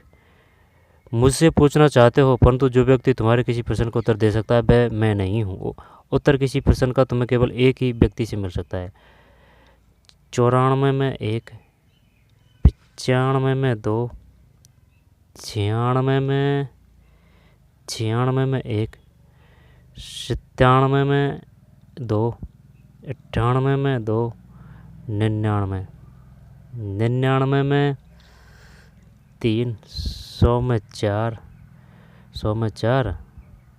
कोस कोस पर पानी बदले 10 कोस पर पानी, कहावत अशुद्ध उच्चारण के किस प्रमुख कारण से संबंधित है? ठीक है, ये तो काम का है ना। निम्न में से कौन सा श्रवण का एक प्रकार है? निम्नलिखित में कौन सा श्रवण का एक प्रकार नहीं है? और ये थोड़ी है अब मजूरी के माल गुजारी भरनी पड़ेगी, पूछ की रात 100 को देखते हैं। 100 में 4 है आत्म केंद्रित श्रवण। निम्नलिखित में से कौन सा श्रवण का एक प्रकार नहीं है? श्रवण यानी सोना। और जो वो सुनना बोलना पढ़ना लिखना का क्रम कौन सा है? SBPL, ये सबसे बेस्ट है। ठीक, SLRW से चक्कर पड़ सकता है। SBPL यानी कि सुनना बोलना पढ़ना लिखना, SBPL सुनना बोलना पढ़ना लिखना। 100 में 4 है, फिर है ना आत्म केंद्रित श्रवण। कोस कोस पर पानी बदले 10 कोस पर वाणी, कहावत अशुद्ध उच्चारण किस प्रमुख कारण से संबंधित है? स्थानीय बोलियों का प्रभाव है ये। 101 में 101 में 101 में 1 है। ठीक, 101 में 1 है, स्थानीय बोलियों का प्रभाव सही है। अब उस राज्य की सौभाग्य की क्या सीमा? 8 बरस 8 पहर 32 घड़ी फकत प्रकाश ही प्रकाश। 2 में 3 है, फिर शेषवर वाचन के 2 रूप है। बताइए भाई, शेषवर वाचन के, ये जो हिंदी की शिक्षण विधियाँ है ना वो है ये। शेषवर वाचन के 2 रूप है। शेषवर वाचन यानी कि शेषवर वाचन, जैसे कि बच्चे बोलते हैं ना 2 एकम 2, 2 दूनी 4, 2 तिया 6, 2 चौकू 8 ना, वो है ये शेषवर वाचन के 2 रूप है। तो व्यक्तिगत वाचन एवं सामूहिक वाचन, द्रुत वाचन गंभीर वाचन तो नहीं आएगा, विहामलोकन वाचन नहीं आएगा, मौन तो बिल्कुल नहीं है। तो यही तो है इसमें 103 में 2। एक बात ध्यान देना भाई, सेकंड ग्रेड की जैसे कि मनोविज्ञान हो या फिर शिक्षण विधि हो, अगर आप ओल्ड क्वेश्चन पेपर के जो जितने भी मनोविज्ञान के या फिर जो शिक्षण विधि है ना हिंदी वगैरह की जो जिस सब्जेक्ट का है वो ओल्ड क्वेश्चन पेपर ही कर लिए ना ढंग से, तो आपका खेल हो जाएगा पूरा। ठीक है ना, ज़्यादा और एक्स्ट्रा जाने की ज़रूरत नहीं है। जाएँ तो पहले इनको करें, इसके बाद में उन पर जाएँ, क्योंकि जो मनोविज्ञान है और जो शिक्षण विधि है वो टफ नहीं आती है। टफ आती है तो सिर्फ GK आती है। ठीक है। 3 में शेषवर वाचन के 2 रूप हैं। 103 में 2 व्यक्तिगत वाचन एवं सामूहिक वाचन। 3 के बाद मौन वाचनाभ्यास को उद्देश्य है मौन उचित गति का अनुसरण, जिससे वाणी सुश्रव्य व बोधगम्य में बनी रहे। सुश्रव्य की बात ही नहीं आएगी अगर मौन कर रहा है तो। छात्रों में कम समय अधिक पढ़ने तथा हृदयंगम करने की क्षमता का यही है, देखने की जरूरत ही नहीं है, होनी चाहिए। 104 में सही है। 3 है, छात्रों में कम समय में अधिक पढ़ने तथा हृदयंगम करने की क्षमता का विकास होता है। वर्तनी की अशुद्धि का व्यवहारिक कारण है। वर्तनी की अशुद्धि का व्यवहारिक कारण है उच्चारण का वैषम्य, लिपि का ज्ञान न होना, अभ्यास का अभाव, संयुक्त यही होना चाहिए भाई। 105 में नहीं यार, अभ्यास का अभाव है, अभ्यास का अभाव ये है भाई। 3 वर्तनी की अशुद्धि का व्यवहारिक कारण है।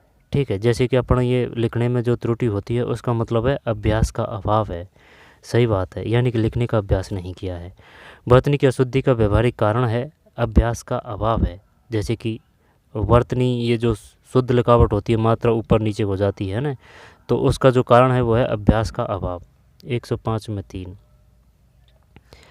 6 मौखिक अभिव्यक्ति के निम्नलिखित रूपों को उनके उदाहरणों के साथ सम्मिलित कीजिए। बताइए भाई क्या करें। मौखिक अभिव्यक्ति उदाहरण के रूप। अब ये 15-20 क्वेश्चन, अब इनको क्या ही अलग बनाएंगे, इसमें देख लेते हैं। ठीक है, वो सेपरेट वीडियो हो जाएगा। मौखिक अभिव्यक्ति के निम्नलिखित रूपों को उनके उदाहरणों के साथ सम्मिलित कीजिए। मौखिक अभिव्यक्ति के रूप और उदाहरण। तो औपचारिक चित्रण तो किस में आ जाएगी? चित्रण। इतिवृत्त तो आत्मकथा कर देते हैं, है ना। इतिवृत्त अगर आत्मकथा करते हैं तो डी का मतलब 3 होना चाहिए। तो 3, तो क्या इसमें 3 है? 106 में 106 में तो 1 है भाई। 106 में 1 है। 1 का मतलब है 4 2 3 1। 4 2 3 1। औपचारिक प्रार्थना यानी प्रार्थना पत्र वो औपचारिक होते हैं। विवरण ये घटना है। चित्रण आत्मकथा है। चित्रण। इतिवृत्ति का मतलब ये समाचार है क्या? इतिवृत्ति समाचार है भाई। ठीक है। औपचारिक यानी जो प्रार्थना पत्र होते हैं, सेमी लेटर किस प्रकार के होते हैं? प्रार्थना। नोटिफिकेशन किसको बोलते हैं? अधिसूचना को बोलते हैं। ठीक है, प्रार्थना पत्र। और भी काफ़ी है ये, है ना। वो 9 से 12 है, वो उसमें अच्छी तरीके से दे रखा है, वो देख लेना भाई, वहाँ आते ही हैं क्वेश्चन। LDCO इस प्रकार के क्वेश्चन हो आ जाते ही हैं। औपचारिक प्रार्थना पत्र औपचारिक होते हैं। ठीक है, और जैसे कि जो कर्मचारी है वो अपने नीचे वाले कर्मचारी को लिखा तो उसको क्या बोलेंगे? तो औपचारिक प्रार्थना पत्र है। विवरण का मतलब घटना है।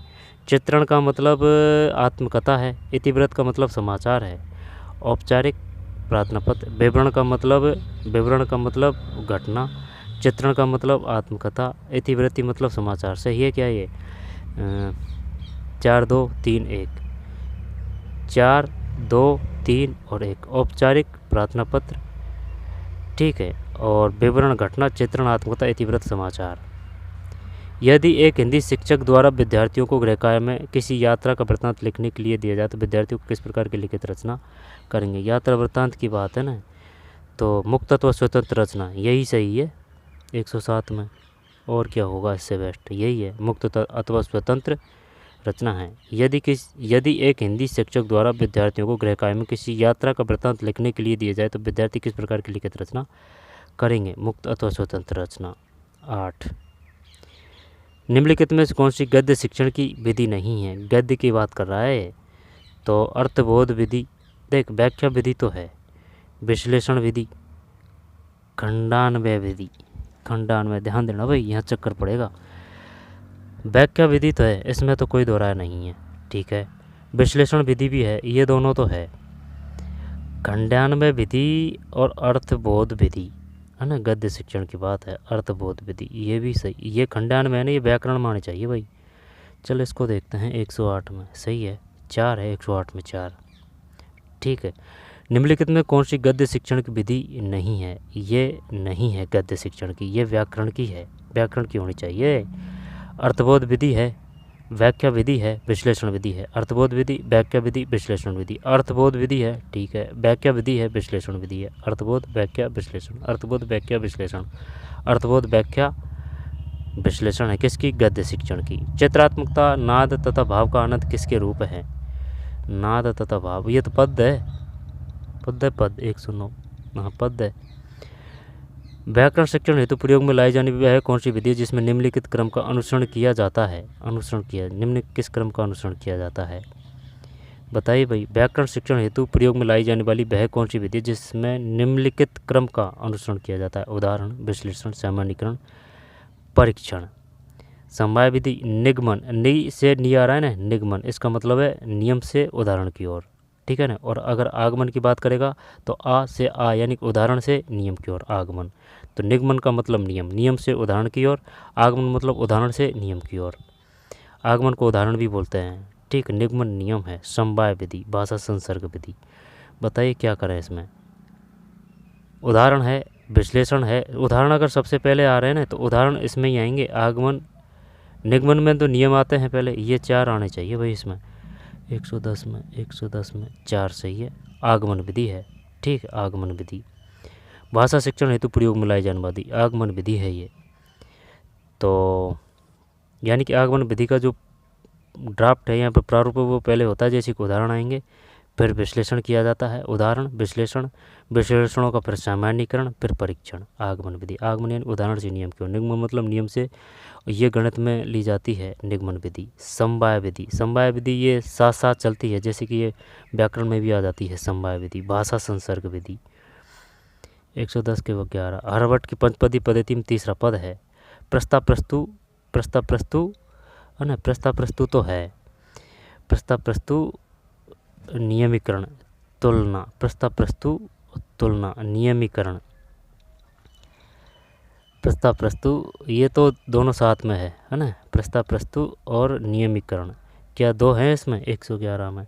नहीं, ये है तुलना, ठीक है। आर्यभट्ट की पंचपदी पद्धति का तीसरा पद है, ये तुलना है, लेकिन होने को तो ये चारों हैं और एक और रह रहा है कोई सा, यानी प्रस्ताव प्रस्तु ये तो साथ में है और एक और है प्रस्ताव प्रस्तुत तुलना। जैसे कि ये ये देख, दोबारा देख, जैसे प्रस्ताव का ये तैयारा है, प्रस्तु का ये तैयारा है, तुलना का तैयारा है, तो ये तीनों तो साथ में ही है। फिर दो और आएंगे, वो इनके बाद में आएंगे। तो प्रस्ताव प्रस्तुत तू है ना, तय याद कर सकते हैं, नियमीकरण, फिर और है एक और। 111 में 4 है। फिर 12 कहानी शिक्षण का मुख्य गुण है। कहानी का मतलब यही है कि भाई सौंदर्यानुभूति, अर्थबोध, मनोरंजनात्मक, भाषा का शुद्ध ज्ञान। शुद्ध ज्ञान की कोई बात नहीं है, मनोरंजनात्मक भी नहीं है ना, मनोरंजनात्मक तो है साथ साथ में, लेकिन जैसे कि अर्थबोध और सौंदर्य, अब क्या ही करें, क्या 3 करें या फिर अर्थबोध करें। 112 में मनोरंजनात्मक ही है ओनली, है ना, मनोरंजनात्मक। कहानी शिक्षण का मुख्य गुण है मनोरंजनात्मक। अभिनय की अपेक्षा नाटक के शास्त्रीय पक्ष के आधार पर विवेचना की जाती है। अभिनय की अपेक्षा नाटक के शास्त्रीय पक्ष के आधार पर विवेचना की जाती है। बताइए भाई क्या करें इसमें। अभिनय की अपेक्षा नाटक के शास्त्रीय पक्ष के आधार पर विवेचना की जाती है। 113 में 1 व्याख्या प्रणाली में, ठीक है। दोबारा से देखते हैं, 113 में 1 है अभिनय की अपेक्षा, अभिनय मतलब अभिनय जैसे कि किसी का रोल करते हैं ना, वही अभिनय है, ठीक है। अभिनेता मतलब हीरो। तो अभिनय की अपेक्षा नाटक के शास्त्रीय पक्ष के आधार पर विवेचना की जाती है। 113 में 1 है व्याख्या प्रणाली में, व्याख्या प्रणाली है भाई, ये व्याख्या प्रणाली में। निम्नलिखित रचनाओं के अंतर्गत मित्र के नाम पत्र किस श्रेणी के अंतर्गत सम्मिलित किया जाएगा।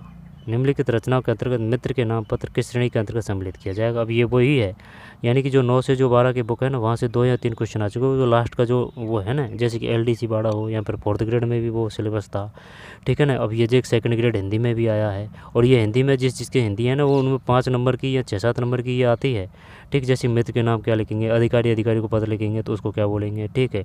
औपचारिक पत्र किसको बोलते हैं, ठीक। अनौपचारिक पत्र किसको बोलते हैं, ये सभी तरह के जो पत्र वगैरह है ना, वो सब उसमें आ जाते हैं, उसको देख लेना चाहिए, वहाँ से ही क्वेश्चन आते हैं अगर आएंगे तो। आई बात समझ में। अब ये भी वहीं से ही है। मित्र के नाम पत्र किस श्रेणी के अंतर्गत सम्मिलित किया जाएगा, तो ये तो औपचारिक नहीं आएगा, व्यावसायिक नहीं आएगा, ये तो व्यक्तिगत आएगा, सब जानते हैं। 114 में 1 है, ठीक है। निम्नलिखित रचनाओं के अंतर्गत मित्र के नाम पत्र किस श्रेणी के अंतर्गत सम्मिलित किया जाएगा, व्यक्तिगत पत्र है। फिर इसको देखते हैं, उपचारात्मक शिक्षण एक निरंतर विकासशील प्रक्रिया है। उपचारात्मक शिक्षण एक निरंतर विकासशील प्रक्रिया है, ठीक है। उपचारात्मक शिक्षण जैसे कि एक है डायग्नोस्टिक, डायग्नोस्टिक को क्या बोलेंगे, निदानात्मक बोलेंगे, निदानात्मक, ठीक। निदानात्मक का प्रयोग करते हैं किस पे, कमज़ोर बच्चे, है ना, कमज़ोर बच्चों पे निदानात्मक परीक्षण करेंगे, डायग्नोस्टिक। भाई पहले रोग का पता लगाएंगे फिर इलाज करेंगे, है ना, ऐसे है ये। उपचारात्मक शिक्षण एक निरंतर विकासशील प्रक्रिया है।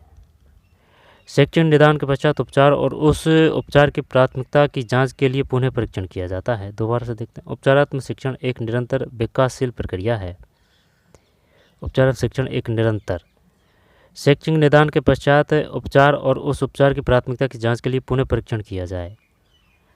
क्या दोनों कर दें क्या सही, 115 में 1 है। ए आर दोनों सही है, आर ए का सही स्पष्टीकरण है, ठीक है ना, ये है।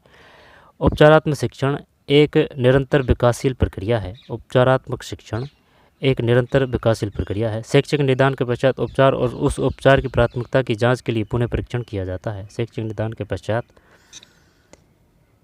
उपचार और उस उपचार की प्राथमिकता की जांच के लिए पुनः परीक्षण किया जाता है। आगे चलते हैं। निम्न में से कौन सा हिंदी शिक्षण में चित्रों का उपयोग नहीं है? हिंदी शिक्षण में चित्रों का उपयोग नहीं है। नवीन पाठ की प्रस्तावना निकालने हेतु, यही लग रहा है। पाठों को विकसित करने हेतु, ये सब ठीक ठाक लग रहा है। योजनाओं की रूपरेखा लिखने हेतु, नवीन पाठ की प्रस्तावना निकालने हेतु, क्या ये करें क्या ये, या फिर योजना की रूपरेखा लिखने हेतु? देखते हैं क्या है 16 में 4 है, योजना की रूपरेखा लिखने हेतु। दोबारा से देखते हैं। निम्नलिखित में से कौन सा हिंदी शिक्षण में चित्रों का उपयोग नहीं है? तो ये नहीं है 116 में 4, ठीक है, ये नहीं है। निम्न में से कौन सा हिंदी शिक्षण में चित्रों का उपयोग नहीं है? ये नहीं है। तो नवीन पाठ की प्रस्तावना निकालने हेतु है, ठीक, चित्रों का। चित्र मतलब जैसे कि अगर कोई इस प्रकार का भी फोल्डर सा बना दिया ना, तो भाई वो ये चित्र में ही आ जाएगा वो। जैसे कि ये इस प्रकार का कि भाई ये जैसे कि प्रस्तावना है, राज्य सूची, संपत्ति सूची, है ना, इस प्रकार के जो मॉडल बनाते हैं ना, वो भी चित्र में आ जाएगा वो। ये है इसका कहने का मतलब। तो निम्नलिखित में कौन सा हिंदी शिक्षण में चित्रों का उपयोग नहीं है? योजना की रूपरेखा लिखने हेतु, ये बिल्कुल नहीं है। जबकि नवीन पाठ की प्रस्तावना निकालने हेतु है, पाठ को विकसित करने हेतु है, मुख्य बिंदुओं को स्पष्ट करने हेतु है, तीनों है। निम्न में से कौन सा कथन निदानात्मक परीक्षणों के संबंध में सही नहीं है? बताइए भाई, क्या करें? ये विद्यार्थियों की कठिनाइयों एवं समस्याओं से परिचित कराते हैं, ठीक है, निदानात्मक। ये विद्यार्थियों को अध्ययनशील एवं क्रियाशील होने की प्रेरणा देते हैं। ये विद्यार्थियों की मानसिक प्रक्रिया के स्वरूप को वर्णित करते हैं। इन परीक्षणों की एक निश्चित सीमा होती है। निदानात्मक परीक्षणों की निश्चित सीमा होती है।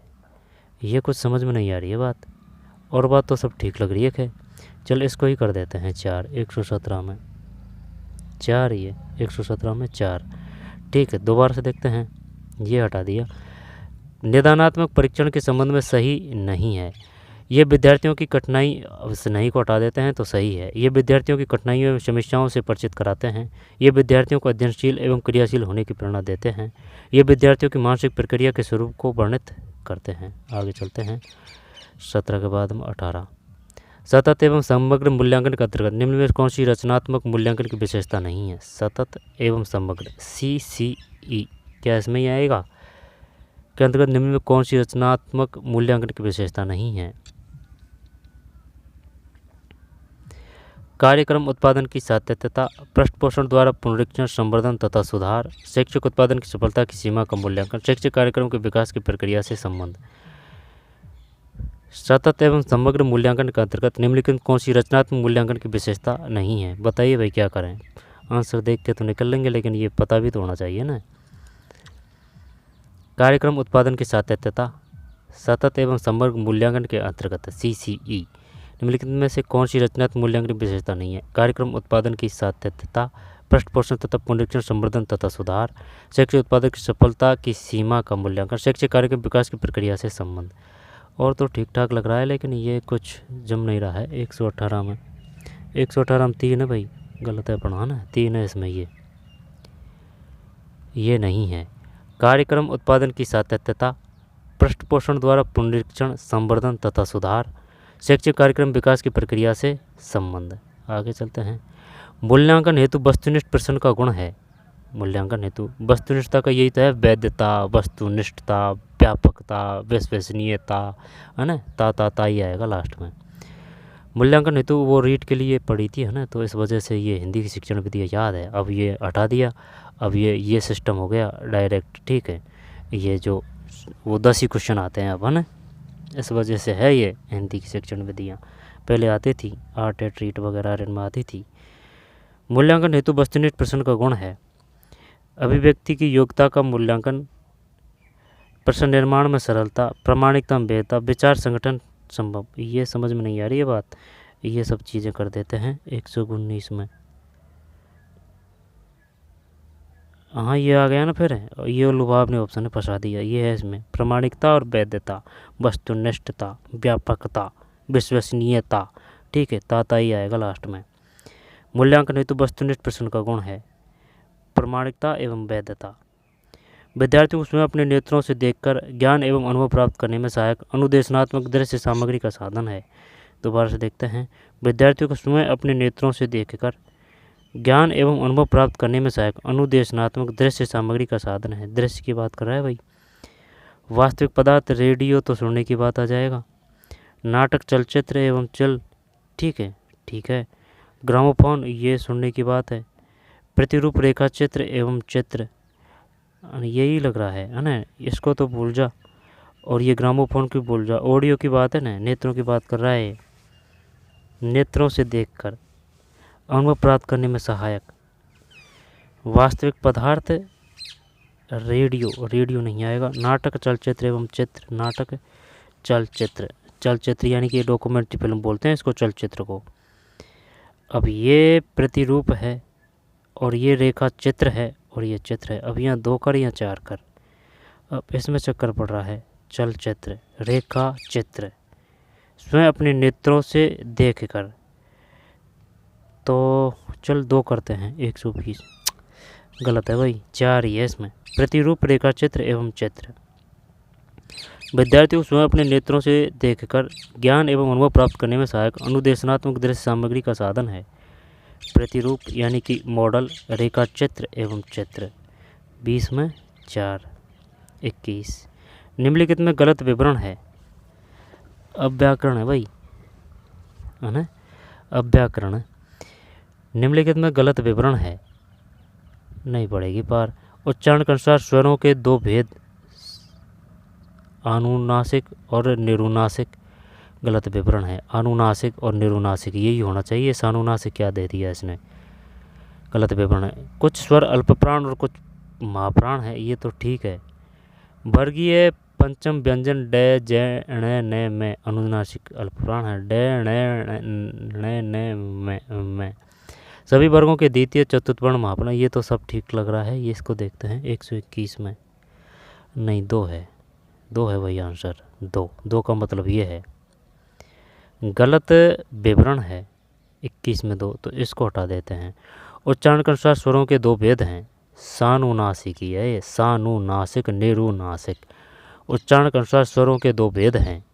सानुनासिक, निरुनासिक, ठीक है। वर्गीय पंचम व्यंजन डे, ण, ने, में अनुनासिक अल्पप्राण है। सभी वर्गों के द्वितीय चतुर्थ वर्ण महाप्राण है। सभी वर्गों के, जैसे कि कह घेणे, च झेणे, ट डे ढेणे, ये रे लब्बे, है ना, तो टे डे ढेणे, टे डे ढेणे। तो सभी वर्गों के द्वितीय व चतुर्थ वर्ण महाप्राण है, यानी दूसरा और चौथा क्या है, महाप्राण है। ये गलत है। उच्चारण के अनुसार स्वरों के 2 भेद हैं, सानुनासिक, निरुनासिक। वर्गीय पंचम व्यंजन डे, ण, ने, में है। सभी वर्गों के द्वितीय व चतुर्थ वर्ण महाप्राण है। 22। यह वर्ण के संबंध में असंगत है। अंतस्थ को शुद्ध कैसे लिखेंगे, अंतस्थ, सही है क्या ये, अंतस्थ। यह वर्ण के संबंध में असंगत है। ये अल्पप्राण है, नहीं अल्पप्राण तो नहीं है, अंतस्थ है ना। अघोष, क्या ये अंतस्थ कर दें इसमें, अंतस्थ, ये रेले अंतस्थी है ये। 122 अघोष है भाई। 122 में 2। यह वर्ण के संबंध में असंगत है। हिंदी तो गलत ही जा रही है भाई। यह वर्ण के संबंध में असंगत है, अघोष है, यानी कि ये नहीं है। जबकि तालब्य है, अल्पप्राण है, अंतस्थ है। अंतस्थ क्या शुद्ध रूप है, अंतस्थ, ये अंतस्थ। तालब्य, अल्पप्राण, अंतस्थ, तालब्य, अल्पप्राण, अंतस्थ, तालब्य, ठीक, तालब्य यानी तालु से, अल्पप्राण, अंतस्थ, ठीक है। ये अंतस्थ व्यंजन, उसमें व्यंजन कौन से हैं, स अंतस्थ व्यंजन, वो उसमें व्यंजन है ना, अंतस्थ व्यंजन, ठीक है, ये पता होना चाहिए। यहाँ से क्वेश्चन आते हैं भाई। 122 में 2 अघोष नहीं है। तालब्य है, अल्पप्राण अंतस्थ है, अंतस्थ। डे वर्ण संबंधी सही कथन है। 23 में 3। उच्चित मूर्धन सगोष महाप्राण। डे वर्ण संबंधी सही कथन। उचित मूर्धन्य सगोष, उचित मूर्धन सगोष महाप्राण ये है। उच्चारण स्थल की दृष्टि से ई उ रै वर्ण का सही क्रम है। ई उ रै वर्ण का सही क्रम है। ई उ उ उ कौन सा जाएगा ऊ में बताइए। ऊ का पकड़िए, ऊ का बोल के देखिए। ऊ होठ करते हैं ना, तो होठ दो में है तो क्या इनको हटा दें, ऊ है ना। तो अगर होठ है तो ई तालव्य होठ और रे ऋषि वाला ऋषि मूर्धन्य और मूर्धन्य ई नहीं ये लग रहा है 124 में 1, ये तो सही गया। तालव्य ओष्ठ और मूर्धन्य, तालव्य ओष्ठ और मूर्धन्य। ओष्ठ यानी होठों से बोला जाता है जो, तालव्य यानी तालू से बोला जाता है, मूर्धन्य यानी मूर्धा से बोला जाता है जो। तालव्य ओष्ठ मूर्धन्य, तो ई कहाँ से है, तालव्य है। वो क्या है, होठ है। रे ऋषि वाला मूर्धन्य है।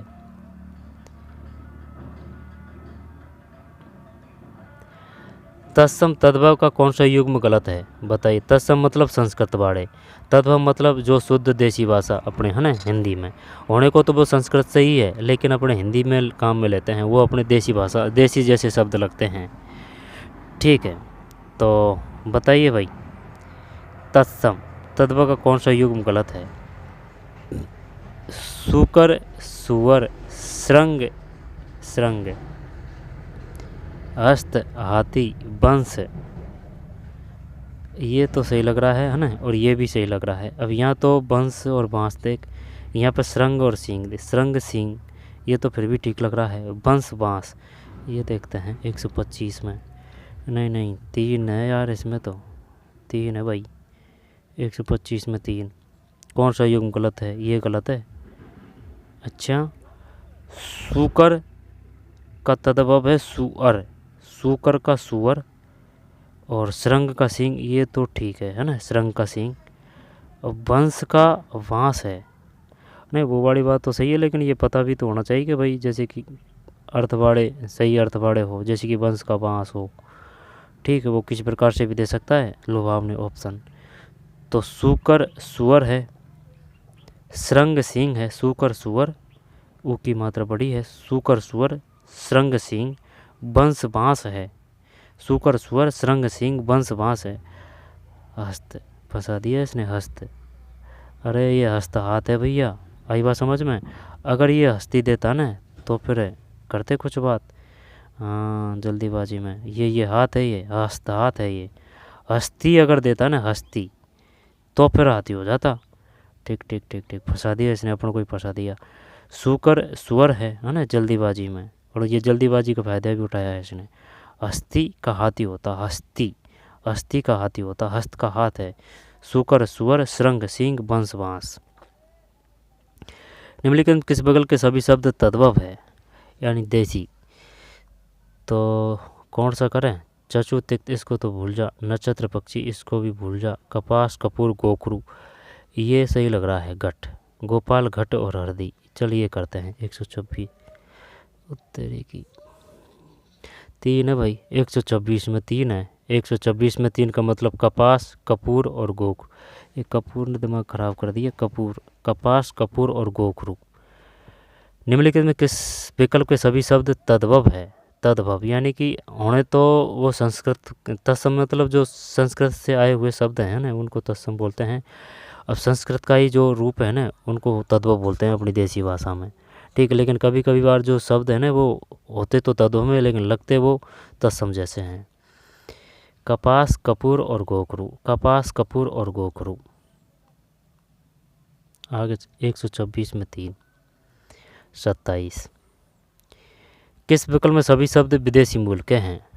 विदेशी मूल के हैं तो विदेशी का कालीन प्याला हीरा, जिला अचार सेठ, आसमान दरवाज़ा दुनिया, यही विदेशी लग रहा है ना। आसमान दरवाज़ा दुनिया, नमक मतलब हाट, हाट तो अपना हो सकता है, और प्याला अपना हो सकता है, कालीन तो क्या विदेशी है, मुस्लिम वर्ड लग रहा है उर्दू। जिला, अचार और सेठ ये भी अपना हो सकता, सभी शब्द विदेशी मूल के हैं ना, ये बताना है ना जब। चल देखते हैं अगर 2 है क्या हो जाएगा, गलत तो होगा, सही है भाई 27 में 2। ठीक है, यानी कि ये याद करेंगे लेकिन होगा नहीं, लेकिन अगर बार बार याद करेंगे तो अपनी एक धारणा बन जाएगी कि हाँ भाई विदेशी शब्दों की ये पहचान होती है, उर्दू शब्दों की ये पहचान होती है, फारसी शब्दों की ये पहचान। उर्दू और फारसी वो सेम सा ही सिस्टम है उनमें। ठीक है, इंग्लिश का कोई रोड़ा ही नहीं है, और जो अपने हिंदी वाले शब्द हैं उनमें कोई दिक्कत नहीं है। सबसे ज़्यादा जो चक्कर पड़ेगा जो उर्दू है और वो है ना फारसी, ठीक है, उनमें ही चक्कर पड़ता है ज़्यादातर। जैसे कि लग रहा है ना दरवाज़ा, दुनिया, ठीक है, किस विकल्प सभी शब्द विदेशी मूल के हैं। आसमान है, दरवाज़ा है, दुनिया है। आसमान, दरवाज़ा, दुनिया। निम्नलिखित में से तत्सम शब्द नहीं है। तत्सम शब्द नहीं है, तत्सम मतलब संस्कृत का नहीं है। तो आराम, मेघ, कंचन, कुमार, इसने खूब वो दिया है, ऐसे नहीं है कि चलो भाई। निम्नलिखित में से तत्सम शब्द नहीं है, तो तत्सम मेघ, मेघ, मेघ, मेघ ये तद्भव लग रहा है। कंचन तो है ना, कंचन तो भूल जाइए तो है। अब कुमार, कुमार, आराम और मेघ, मैं मेघ ही कर रहा हूँ, है ना। देखते हैं 28। तत्सम शब्द नहीं है, तत्सम शब्द 128 में 4 है भाई, कंचन है। निम्नलिखित में से तत्सम शब्द नहीं है, कंचन तत्सम शब्द नहीं है। अपन ने तो ये किया था कि ये है तत्सम शब्द, तत्सम शब्द नहीं है। अब लग तो ये ऐसे रही है कि भाई ये तत्सम ही है, तत्सम शब्द नहीं है, कंचन नहीं है। 128 में 4 है, तो इसका मतलब क्या हुआ, तत्सम शब्द अगर ये नहीं है तो बाकी सभी तत्सम है। मेघ तत्सम है, आराम और कुमार। अच्छा, मेघ तो देशज लग रहा था ना अपना, जैसे कि तद्भव मेघ बादल, तो आराम है, मेघ है, कुमार है, ये तत्सम है। उल्टा सिस्टम है भैया। और जो कंचन है ना, कंचन कामनी, ये तत्सम शब्द नहीं है, और जबकि ये लग रहा है कि भाई कंचन है, तो ये नहीं है। आराम है, मेघ है, कुमार है, आराम है, मेघ है, कुमार है। 29। प्रेरणार्थ क्रियाओं के विषय में असंगत कथन है। ये आत्मप्रेरणा से की जाती है, इनके 2 भेद होते हैं। ये क्रियाएं सकर्मक होती है, मूल धातु में आ वा लगाकर ये क्रियाएं बनाई जाती है। प्रेरणार्थक क्रियाओं के विषय में असंगत कथन है। ये आत्मप्रेरणा से की जाती है प्रेरणार्थक क्रियाएं, इनके 2 भेद होते हैं। पता नहीं 129 में 1, यही गलत है इसमें। इनके 2 भेद होते हैं, ये क्रियाएं सकर्मक होती है, प्रेरणार्थक क्रियाएं। अच्छा, अब पता कैसे लगेगा कि कौन सी प्रेरणार्थक क्रिया है। मूल धातु में आ और बा लगाकर ये क्रियाएं बनाई जाती है, ये तो ठीक है। मूल धातु में आ और बा लगाकर ये क्रियाएं बनाई जाती है, ठीक, क्लियर। ये क्रियाएं सकर्मक होती है। सकर्मक यानी कि जिसमें कर्म होता है। सकर्मक मतलब जैसे कि वाक्य है, ठीक है, उसमें अगर पूछे कि सकर्मक कौन है, सकर्मक यानी कि अगर क्वेश्चन करने पर आंसर आ रहा है और अगर उस पर जोर पड़ रहा है तो वो सकर्मक है। अगर जोर नहीं पड़ रहा है, ठीक, और आंसर नहीं आ रहा है तो वो अकर्मक है। और अगर उसमें कर्म नहीं है तो ये 2-4 नियम है सकर्मक के, अकर्मक के। और अगर ये 2-4 नियम भी अगर फेल हो जाते हैं ना तो ये फिर समझ से ही करने में फ़ायदा है इनको, सकर्मक और अकर्मक को। 129 में 1। इनके 2 भेद होते हैं। ये क्रियाएं सकर्मक होती है, इनके 2 भेद होते हैं, ठीक है। ये क्रियाएं सकर्मक होती है, मूल धातु में आ और बा लगाकर ये क्रियाएं बनाई जाती है। आ और बा, जैसे कि कैसे बताऊँ मैं, आ और बा दिखावा है, पहनावा, सही है क्या, मूल धातु में आ और बा लगाकर। एक गलत है इसमें 129 में 1। किस वाक्य में संबंध सूचक अव्यय का प्रयोग नहीं हुआ है।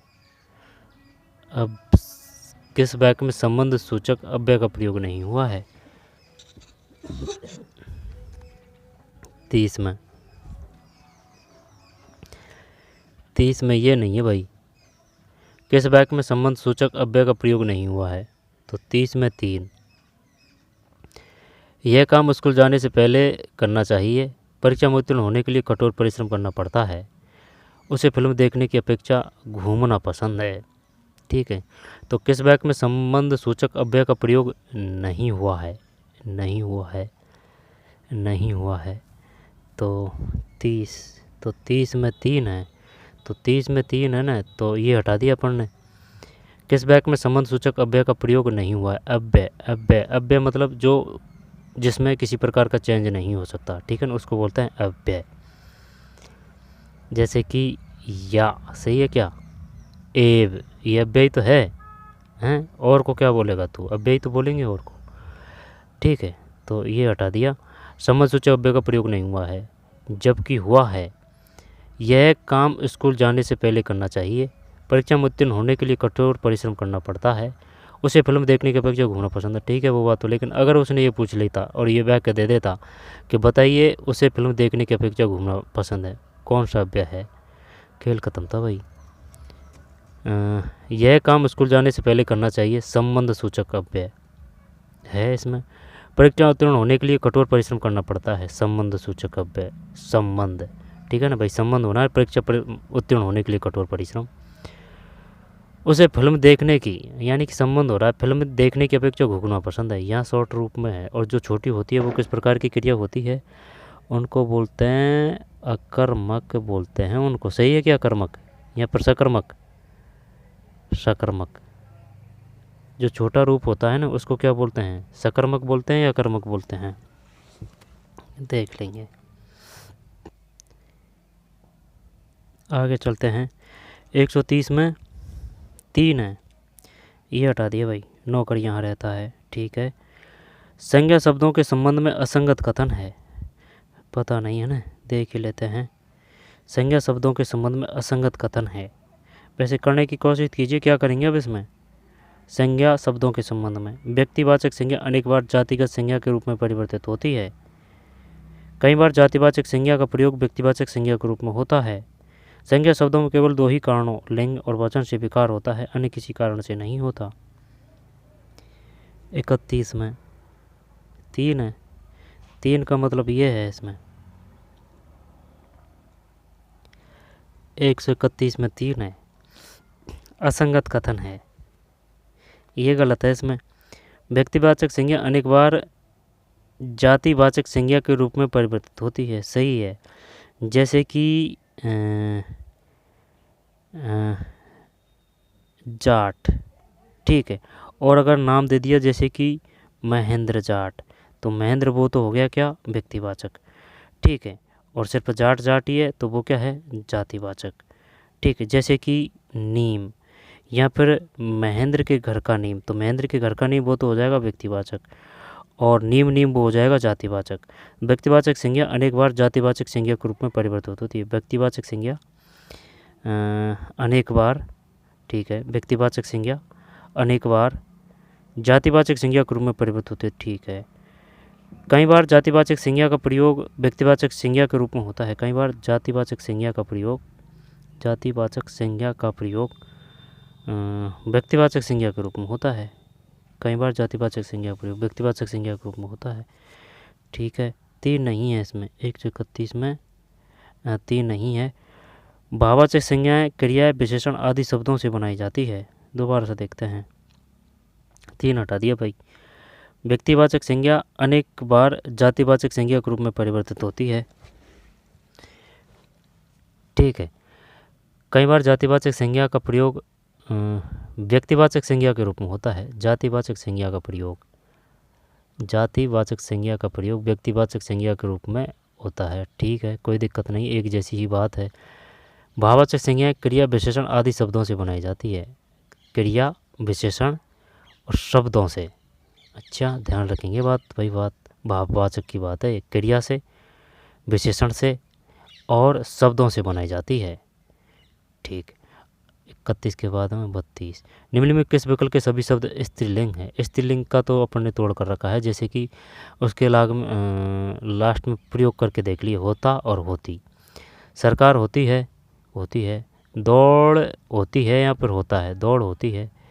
अरहर होती है, तो यही लग रहा है। सभा होती है, हाथ होता है।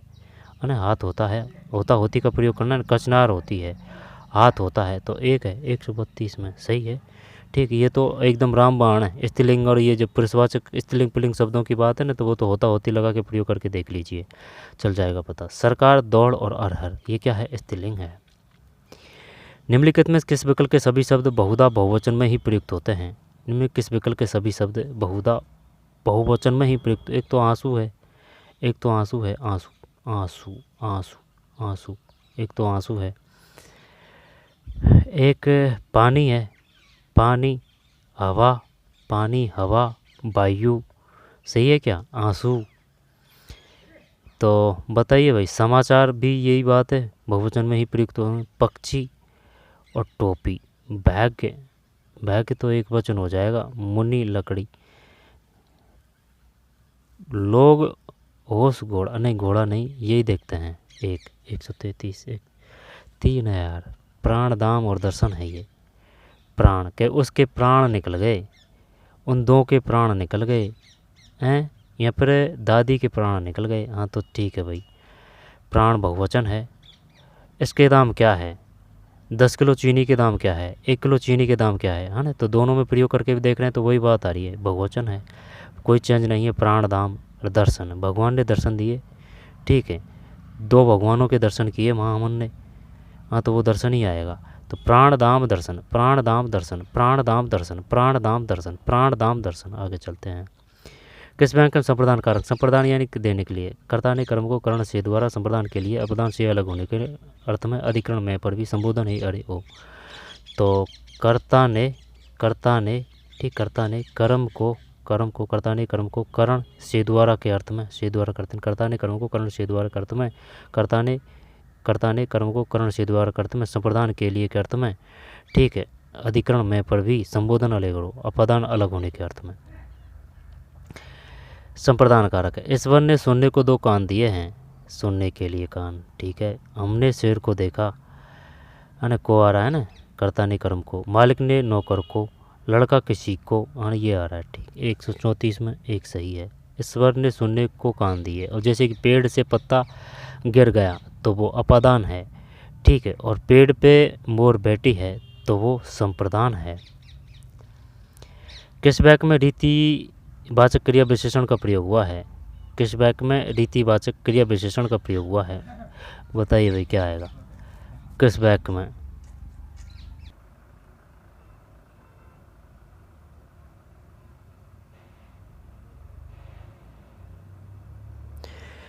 ठीक है, 35। किस वाक्य में रीतिवाचक क्रिया विशेषण का प्रयोग हुआ है? रीतिवाचक का। मजदूर दिन भर काम करते हैं, वह इतना चला कि थक गया। दर्शनार्थी एक एक करके मंदिर में प्रवेश कर रहे थे। लोग गुरुजी का प्रवचन, ये आ जाएगा ना, दिन भर, रात भर। चलिए यही करते हैं। 135 में गलत है यार, 4 है। लोग गुरुजी का प्रवचन ध्यानपूर्वक सुन रहे थे, ठीक है ना, रीतिवाचक। लोग गुरुजी का प्रवचन ध्यानपूर्वक सुन रहे थे, ये है भाई 135 में 4। ऑफिशियल आंसर की सही है ये नहीं है कि अपने द्वारा कोई दिमाग कमाक लगा के बताया जा रहा है ना। बैच के विषय में कौन सा कथन सही नहीं है? बैच को इंग्लिश में क्या बोलते हैं भाई? बैच को वॉइस सही है क्या? बैच को एक्टिव वॉइस, पैसिव वॉइस, हाँ वही है ये, active voice, passive voice. Batch के विषय में कौन सा सही नहीं है? आंसर ही देख लेते हैं। 36 में 3 है, तो ये है, सही नहीं है, तो इसको हटा देते हैं। कृतवैच अकर्मक सकर्मक दोनों क्रियाएं में होता है। कृतवैच यानी कि कृतवैच अकर्मक हो चाहे सकर्मक हो, हैं, यही नहीं है कि भाई जिसमें कर्म है तो उसमें ही ये कृतवैच होगा, ठीक है, ध्यान रखेंगे बात। कृतवैच, कर्मवैच सकर्मक क्रिया में होता है। कर्मवैच, इसका कहने का मतलब क्या है भाई? हाँ तो ये अलग ही तो है, कृतवैच अलग है और कर्मवैच अलग है, तो ठीक है भाई, कर्म से सकर्मक हो जाएगा। लेकिन ध्यान देना, कर्म बैच अलग है, कृतवैच अलग है। कृतवैच तो दोनों में है, लेकिन सिर्फ कर्म की बात है ना, तो सकर्मक में यानी कि कर्म होता है, ऐसे कर देंगे। भाववैच क्रिया बहुधा अशक्तता के अर्थ में आती है। भाववैच जैसे कि उस पर चला नहीं जाता, उस पर उठा नहीं जाता, ठीक है, ये बड़ी बात आएगी भाववैच में।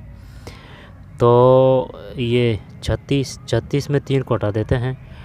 कृतवाच्य अकर्मक सकर्मक, है ना, ये बात कृत की है, दोनों में होता है। कर्म की है तो वो सिर्फ कर्म है।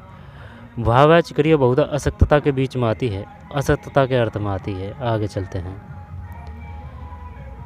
किस शब्द का संधि विच्छेद सही नहीं है?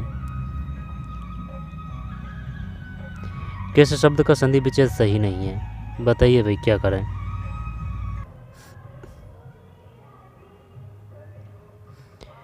किस शब्द का संधि विच्छेद सही नहीं है? बताइए भाई, क्या करें? सच्चास्त्र, सत प्लस शास्त्र, सुसुप्ति, सु प्लस सुप्ति, संवाद, सम प्लस वाद, समुद्रमी, समुद्र प्लस उर्मी।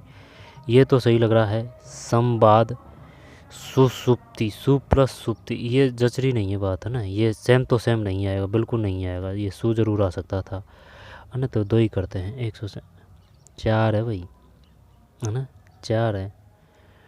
सच्चास्त्र, सत प्लस शास्त्र, ये काफ़ी बार आ चुके हैं ये उदाहरण। सच्चास्त्र, सच्चास्त्र, ना, सत प्लस शास्त्र, सुसुप्ति, सु प्लस सुप्ति, सु ही आएगा भाई, छोटा सु नहीं आएगा ये। हाँ, सही सही सही। यहाँ पर ये भी सु नहीं आएगा। सुसुप्ति, सु प्लस सुप्ति। संवाद, सम प्लस वाद, समुद्र उर्मी, तो इसमें क्या आएगा शुद्ध? ये सही आएगा किसका? समुद्र प्लस उर्मी है। यहाँ पर समुद्र प्लस उर्मी, बड़ी मात्रा। हाँ, बड़ी मात्रा हो सकती है इसमें। ये उर्मी है ना, ये बड़ी मात्रा हो सकती है, समुद्र उर्मी। यहाँ पर ऊ बड़ा होगा, कुछ ऐसे ही आएगा, है ना। समुद्र तो सही है, समुद्र प्लस उर्म, ऊ बड़ा हो सकता है, समुद्र प्लस उर्मी, अगर ये छोटी मात्रा है तो। और यहाँ पर ये ऊ इस प्रकार का है तो ये बड़ी मात्रा आ सकती है। तो 137 में 4 है। सच्चास्त्र, सत प्लस शास्त्र, सुसुप्ति, सु प्लस सुप्ति, संवाद, सम प्लस वाद। दिगु वो संख्यावाचक है, कोई दिक्कत नहीं है। दिगु समास का उदाहरण नहीं है, दिगु संख्यावाचक है। और वो जो तत्पुरुष समास तो वो होगा कर्ता ने कर्म को कारण से द्वारा संप्रदान के लिए पदान से अलग होने का अधिकरण में पड़ी संबोधन या रो, है ना। दिगु संख्यावाचक। और द्वंद्व, माता चे पिता चे, ठीक है, चे आ जाएगा, चे का लोप। और अव्यय भाव, नो चेंज, है ना, अव्यय आएगा उसमें। अब रही बात किसकी? कर्मधारय। कर्मधारय यानी कैटेगरी बताएगा ये, कर्मधारय है, ठीक है। और रही बात बहुब्री, बहुब्री जैसे कि बड़ा है पेट जिसका, है ना, लंबोदर, वो लंबोदर, तो वो उसमें कौन सी? जैसे कि जाता है जाता है जाता है फिर बाद मर्द होता है, उसका मतलब है बहुब्री, है ना, वो बहुब्री है। कर्मधारय मतलब कैटेगरी बताता है, काला है, पीला है, गोरा है, काला है ना, ऐसे कर्मधारय कैटेगरी। इस प्रकार से याद कर सकते हैं। और आपको जैसे सिटेबल हो उस प्रकार से याद करें। 138 में 2, 31। सत सही पंचसेरी, है ना, सत सही पंचसेरी अष्टाध्यायी 31, ये है इसमें अष्टाध्यायी। तो इनमें कौन सा है? इनमें वो आ जाएगा बहुब्रीही, है ना, बहुब्रीही, बहुब्रीही, हाँ, बहुब्री आ जाएगा इसमें, बहुब्री। अष्टाध्यायी 8 है जिसका अध्याय। पंचसेरी जैसे कि चौराहा, चौराहा, ठीक है। जैसे कि पंजाब, तो वो कौन सा आएगा? बहुब्रीही, यानी कि जाता है फिर बाद में अर्थ, उपमा उपमेन, है ना, बाद में अर्थ देता है, वो है बहुब्रीही। कर्मधारय कैटेगरी बताता है कि भाई वो तो काड़ा है, कुछ ऐसे आता है। निम्नलिखित द्विगु समास का उदाहरण नहीं है। 38 में 2 हटा दिया। सत सही है, पंचसेरी है, अष्टाध्यायी है। सत सही है, पंचसेरी है, अष्टाध्यायी है। सत सही है, सत और सही, ठीक है। पंचसेरी है, अष्टाध्यायी है। सत सही, पंचसेरी, अष्टाध्यायी। 138 में 2, सत सही, पंचसेरी, सत सही, पंचसेरी, अष्टाध्यायी। वह आए तो मैं जाऊँ, बैक में प्रयुक्त काल, वह आए तो मैं जाऊँ, ये तो हेतु है ना, इसमें तो कोई रोड़ा नहीं है। 39 में, है ना, हाँ, हेतु भविष्य काल है। फिर 40, निम्नलिखित में ये प्रत्यय के योग से निर्मित शब्द है। ई है, बोल के देखिए, है ना, जब, और वो मूल शब्द ही अलग होना चाहिए, है ना। और मूल शब्द ही अगर अलग करें तो ऐसे नहीं है कि चार झांसे ही तोड़ के अलग कर दिया, ठीक, उसका एक अर्थ होना चाहिए। तो आपके प्रत्यय, उपसर्ग और संधि ज़्यादातर सही हो जाएगी, ठीक है। निम्नलिखित में ये प्रत्यय के योग से निर्मित शब्द है, तो ये है स्मरणीय, स्मरणीय, आदरणीय, पाणनीय, रमणीय, रमणीय। अब लगने को तो इन चारों में लग रहा है। तो ये प्रत्येक युग से निर्मित शब्द है प्रत्यय रमणीय, रमणीय, रम प्लस एनीय, स्मरणीय। ये सबन में ऋणी है ना, तो इनको छोड़ देते हैं, इसको पकड़ते हैं 140 में। सही है भाई, पाणिनीय। ठीक है, पाणिनीय। किस विकल्प में सभी शब्द रात्रि के पर्यायवाची हैं? तो रात्रि के एक तो रजनी है और विभावरी भी है, रात है, यामिनी भी है, निशिचर। अब ऐसे नहीं है कि पूरे के पूरे सही है, दो दो तो सही है, एक एक गलत है। मैं अब अपन को तीन वाला पकड़ना है, क्योंकि दो दो तो सही है इनमें। रजनी सही है, विभावरी सही है, निशित का कोई पता नहीं है, रैन सही है, निशाचर तो राक्षस को बोलते हैं, त्रियायाम, तो रैन सही है इसमें, रात सही है, यामिनी सही है, निशिचर इसका कोई पता नहीं है, निशा सही है। और देखते हैं शायद 4 हो सकता है कि 41 में 4 ही है भाई, रजनी निशित विभावरी। ठीक है, रजनी निशित विभावरी, रजनी और विभावरी ये तो ठीक है, निशित का ध्यान नहीं है, नी शीत है, यानी कि नी शीत है, रजनी निशित विभावरी। सरवरी निशा रजनीचर, रात यामिनी निशिचर, रैन निशाचर त्रियायाम, त्रियामा। रैन है, यामिनी है, निशा है, इनका तो है पता, यामिनी रात, निशा यामिनी रात और रैन, रात यामिनी निशा रैन, रात यामिनी निशा रैन और रजनी निशित विभावरी, ये रात्रि के पर्यायवाची हैं। ठीक है, रजनी निशित, निशित विभावरी, रैन, रामनी, यामिनी, रात, निशा। औरों का पता नहीं है भाई। किस विकल्प में परस्पर विलोम शब्द है? देखते हैं, है ना, जल्दी में गलत मत कर देना भाई। तो गरल, गलर झेल को भी बोलते हैं, तो ये हलाल क्यों आएगा? चंचल, चंचल तो अस्थिर, चंचल परस्पर, चंचल, चंचल भी अस्थिर है, स्थिर आएगा ना, इसका हटा, ये भी हटा है ना। छोटा, क्षुद्र, क्षुद्र, और ये विराट है, कुकृति, दुष्कृति, 4 आएगा, 142, 142, 142, 142, 4 सही है, क्षुद्र विराट, यानी कि क्षुद्र ये है, ये बड़ा विराट। निम्नलिखित में से विग्रह का अर्थ नहीं है, विग्रह का अर्थ नहीं है, विग्रह है। तो एक और क्वेश्चन आया था कि भाई ये बताइए, ये अपेक्षा का अर्थ क्या है? ये रीट में आया था, अपेक्षा का अर्थ क्या है बताइए, अपेक्षा का। इसी प्रकार के ऑप्शन थे उसमें। विग्रह का अर्थ नहीं है, तो विग्रह का अर्थ, विग्रह का अर्थ, विग्रह का अर्थ विकार, कलह, युद्ध, आकृति। विग्रह, समास विग्रह, विग्रह मतलब अलग, तो क्या ही करें इसमें, पता नहीं है भाई, है ना। 43 में 3 है, विकार है, अर्थ नहीं है, ये अर्थ नहीं है इसका, जबकि आकृति है, कलह है, युद्ध है, आकृति है, आकृति, कलह है, युद्ध है। दोबारा से देखिए, ये तो हटा दिया। निम्नलिखित में से विग्रह का अर्थ नहीं है, तो विकार नहीं है, जबकि आकृति है, कलह है, युद्ध है, आकृति है, कलह है और युद्ध है।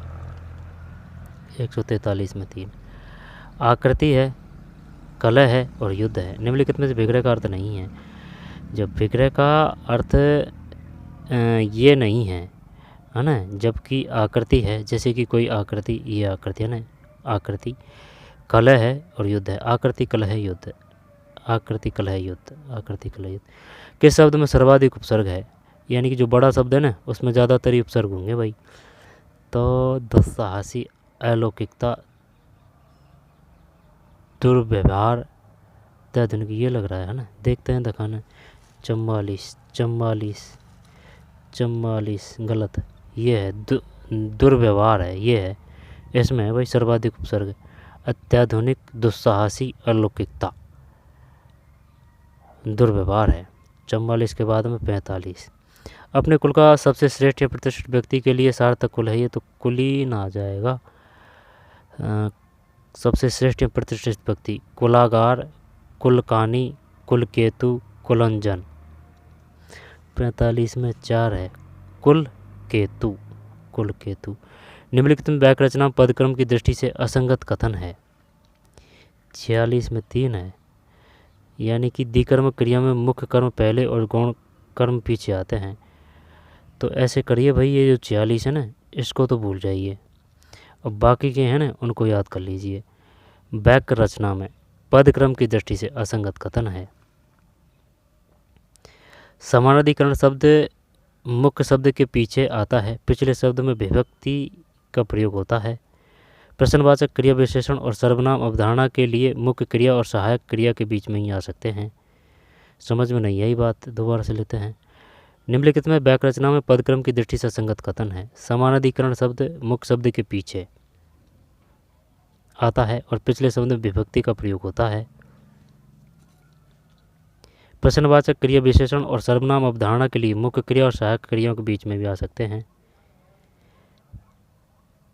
प्रश्नवाचक अव्यय नए वाक्य के अंत में आता है।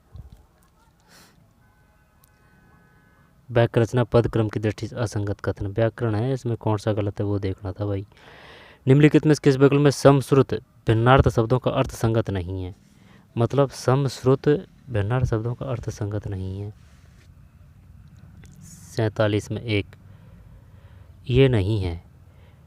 पृष्ठ और पृष्ठ समश्रुत भिन्नार्थक शब्दों का अर्थ संगत नहीं है, जबकि पृष्ठ का मतलब पूछा हुआ, पृष्ठ यानी ठठेरा वाला फीट है। निहित का मतलब नष्ट है और निहित छिपा हुआ है। उत्पल कमल है, उपल रत्न है। दोबारा से देखिए, किस विकल्प में समश्रुत समश्रुत यानी समान सुने जाने वाले अर्थ, इसका मतलब यही होना चाहिए। भिन्नार्थक शब्दों का अर्थ संगत नहीं है। 47 में 1 पृष्ठ पूछा हुआ, पृष्ठ पीठ, निहित नष्ट है, निहत है ना, निहत नष्ट है।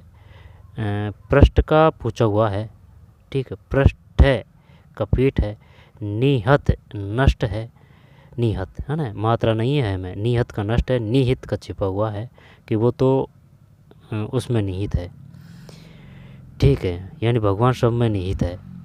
उत्पल कमल है, उपल रत्न है। 47 के बाद में 48 निम्न में से संकेतवाचक वाक्य की पहचान कीजिए। संकेतवाचक वाक्य की पहचान कीजिए भाई। संकेत, भारत एक महादेश है, वह घर नहीं गया, यदि तुम आओगे तो ये तो नहीं आएगा, हेतु तो वह लिखता होगा पर हमें क्या मालूम। 48 बढ़िया क्वेश्चन ये है। इसमें संकेतवाचक वाक्य यदि तुम आओगे तो, क्या ये हेतु नहीं है? यदि तुम आओगे तो मैं तुम्हारे साथ चल पड़ूंगा। संकेतवाचक वाक्य की पहचान कीजिए। 48 में 3 ठीक है भाई, यदि तुम आओगे तो। निम्नलिखित वाक्य भेदों को सम्मिलित कीजिए। 49 में 3 तो 4 2 1 3 है, 4 2 1 3 है, 4 2 1 और ये 3 है। पिताजी के साथ संभवतः वह भी आए। संदेहवाचक वाक्य, पिताजी के साथ संभवत है, हाँ तो ये तो संदेह ही तो है, संभवत है। आपको जन्मदिन पर हार्दिक बधाई, तो इच्छावाचक वाक्य। पुस्तकालय में बातचीत मत करो, आज्ञावाचक वाक्य। अगर रुपये होते तो पुस्तकें, ये तो वो हो गया ना संकेतवाचक। तो ये संकेतवाचक भी बोलते हैं किसको? तो हेतु किसको बोलते हैं कि ये होता तो अपन ये करते। तो अगर हेतु नहीं आए तो अगर क्या संकेतवाचक वाक्य कर सकते हैं? पिताजी के साथ संभवत वह भी आए, संदेहवाचक संभवत। आपको जन्मदिन पर हार्दिक बधाई, यानी कि इच्छावाचक वाक्य। पुस्तकालय में बातचीत मत करो, आज्ञावाचक वाक्य है। अगर रुपये होते तो पुस्तकें खरीद लेता, संदेह व संकेतवाचक वाक्य। इसमें सरल वाक्य नहीं है। अब देखते हैं भाई, दिखाने हो जाता है तो ठीक है, गलत भी चल जाए कोई। सरल यानी कि वो एक में ही आएगा वो, है ना। संयुक्त मतलब जो जोड़ता है, ये जो, यदि, ठीक है, किंतु, है ना, वो है संयुक्त के। सरल में सीधा सिस्टम, ठीक है। सरल, संयुक्त और मिश्रित में सब होते हैं, एक से ज़्यादा वाक्य होते हैं। दिन का थका हुआ आदमी रात को खूब सोता है। दिन का थका हुआ आदमी, वहाँ जो तो ये तो संयुक्त। वह जो कुछ देखने योग्य था, मैंने वह सब देख लिया, धीरे धीरे उजाला होने लगा। ये लग रहा है सरल। जहाज़ का सबसे ऊपर का हिस्सा सबसे पहले दिखाई देता है, क्या ही पता भाई। जहाज़ का सबसे ऊपर का, धीरे धीरे उजाला, चल देखते हैं 3 है क्या, नहीं 2 है, 2। सरल वाक्य नहीं है भाई, ये आई समझ में, ये नहीं है। वहाँ जो कुछ देखने योग्य था मैंने वह सब देख लिया, ये नहीं है। दिन का थका हुआ आदमी रात को खूब सोता है, ये है एक तो इसमें सरल वाक्य। दिन का थका हुआ आदमी रात को खूब सोता है। धीरे धीरे उजाला होने लगा। जहाज़ का सबसे ऊपर का हिस्सा सबसे पहले दिखाई देता है। दिन का थका हुआ आदमी रात को खूब सोता है। दिन का थका हुआ आदमी रात को खूब सोता है, सही बात है।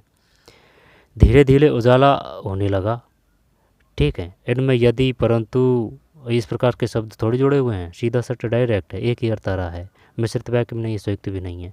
धीरे धीरे उजाला होने लगा, जहाज़ का सबसे ऊपर का हिस्सा सबसे पहले दिखाई देता है, तो 150 में 2 है। तो ये था वही पेपर, ठीक, सेकंड ग्रेड का है। अब ये ऐसे नहीं है कि ये सेकंड ग्रेड का है, सेकंड ग्रेड के ही लिए हिंदी व्याकरण के क्वेश्चन बनाए हैं।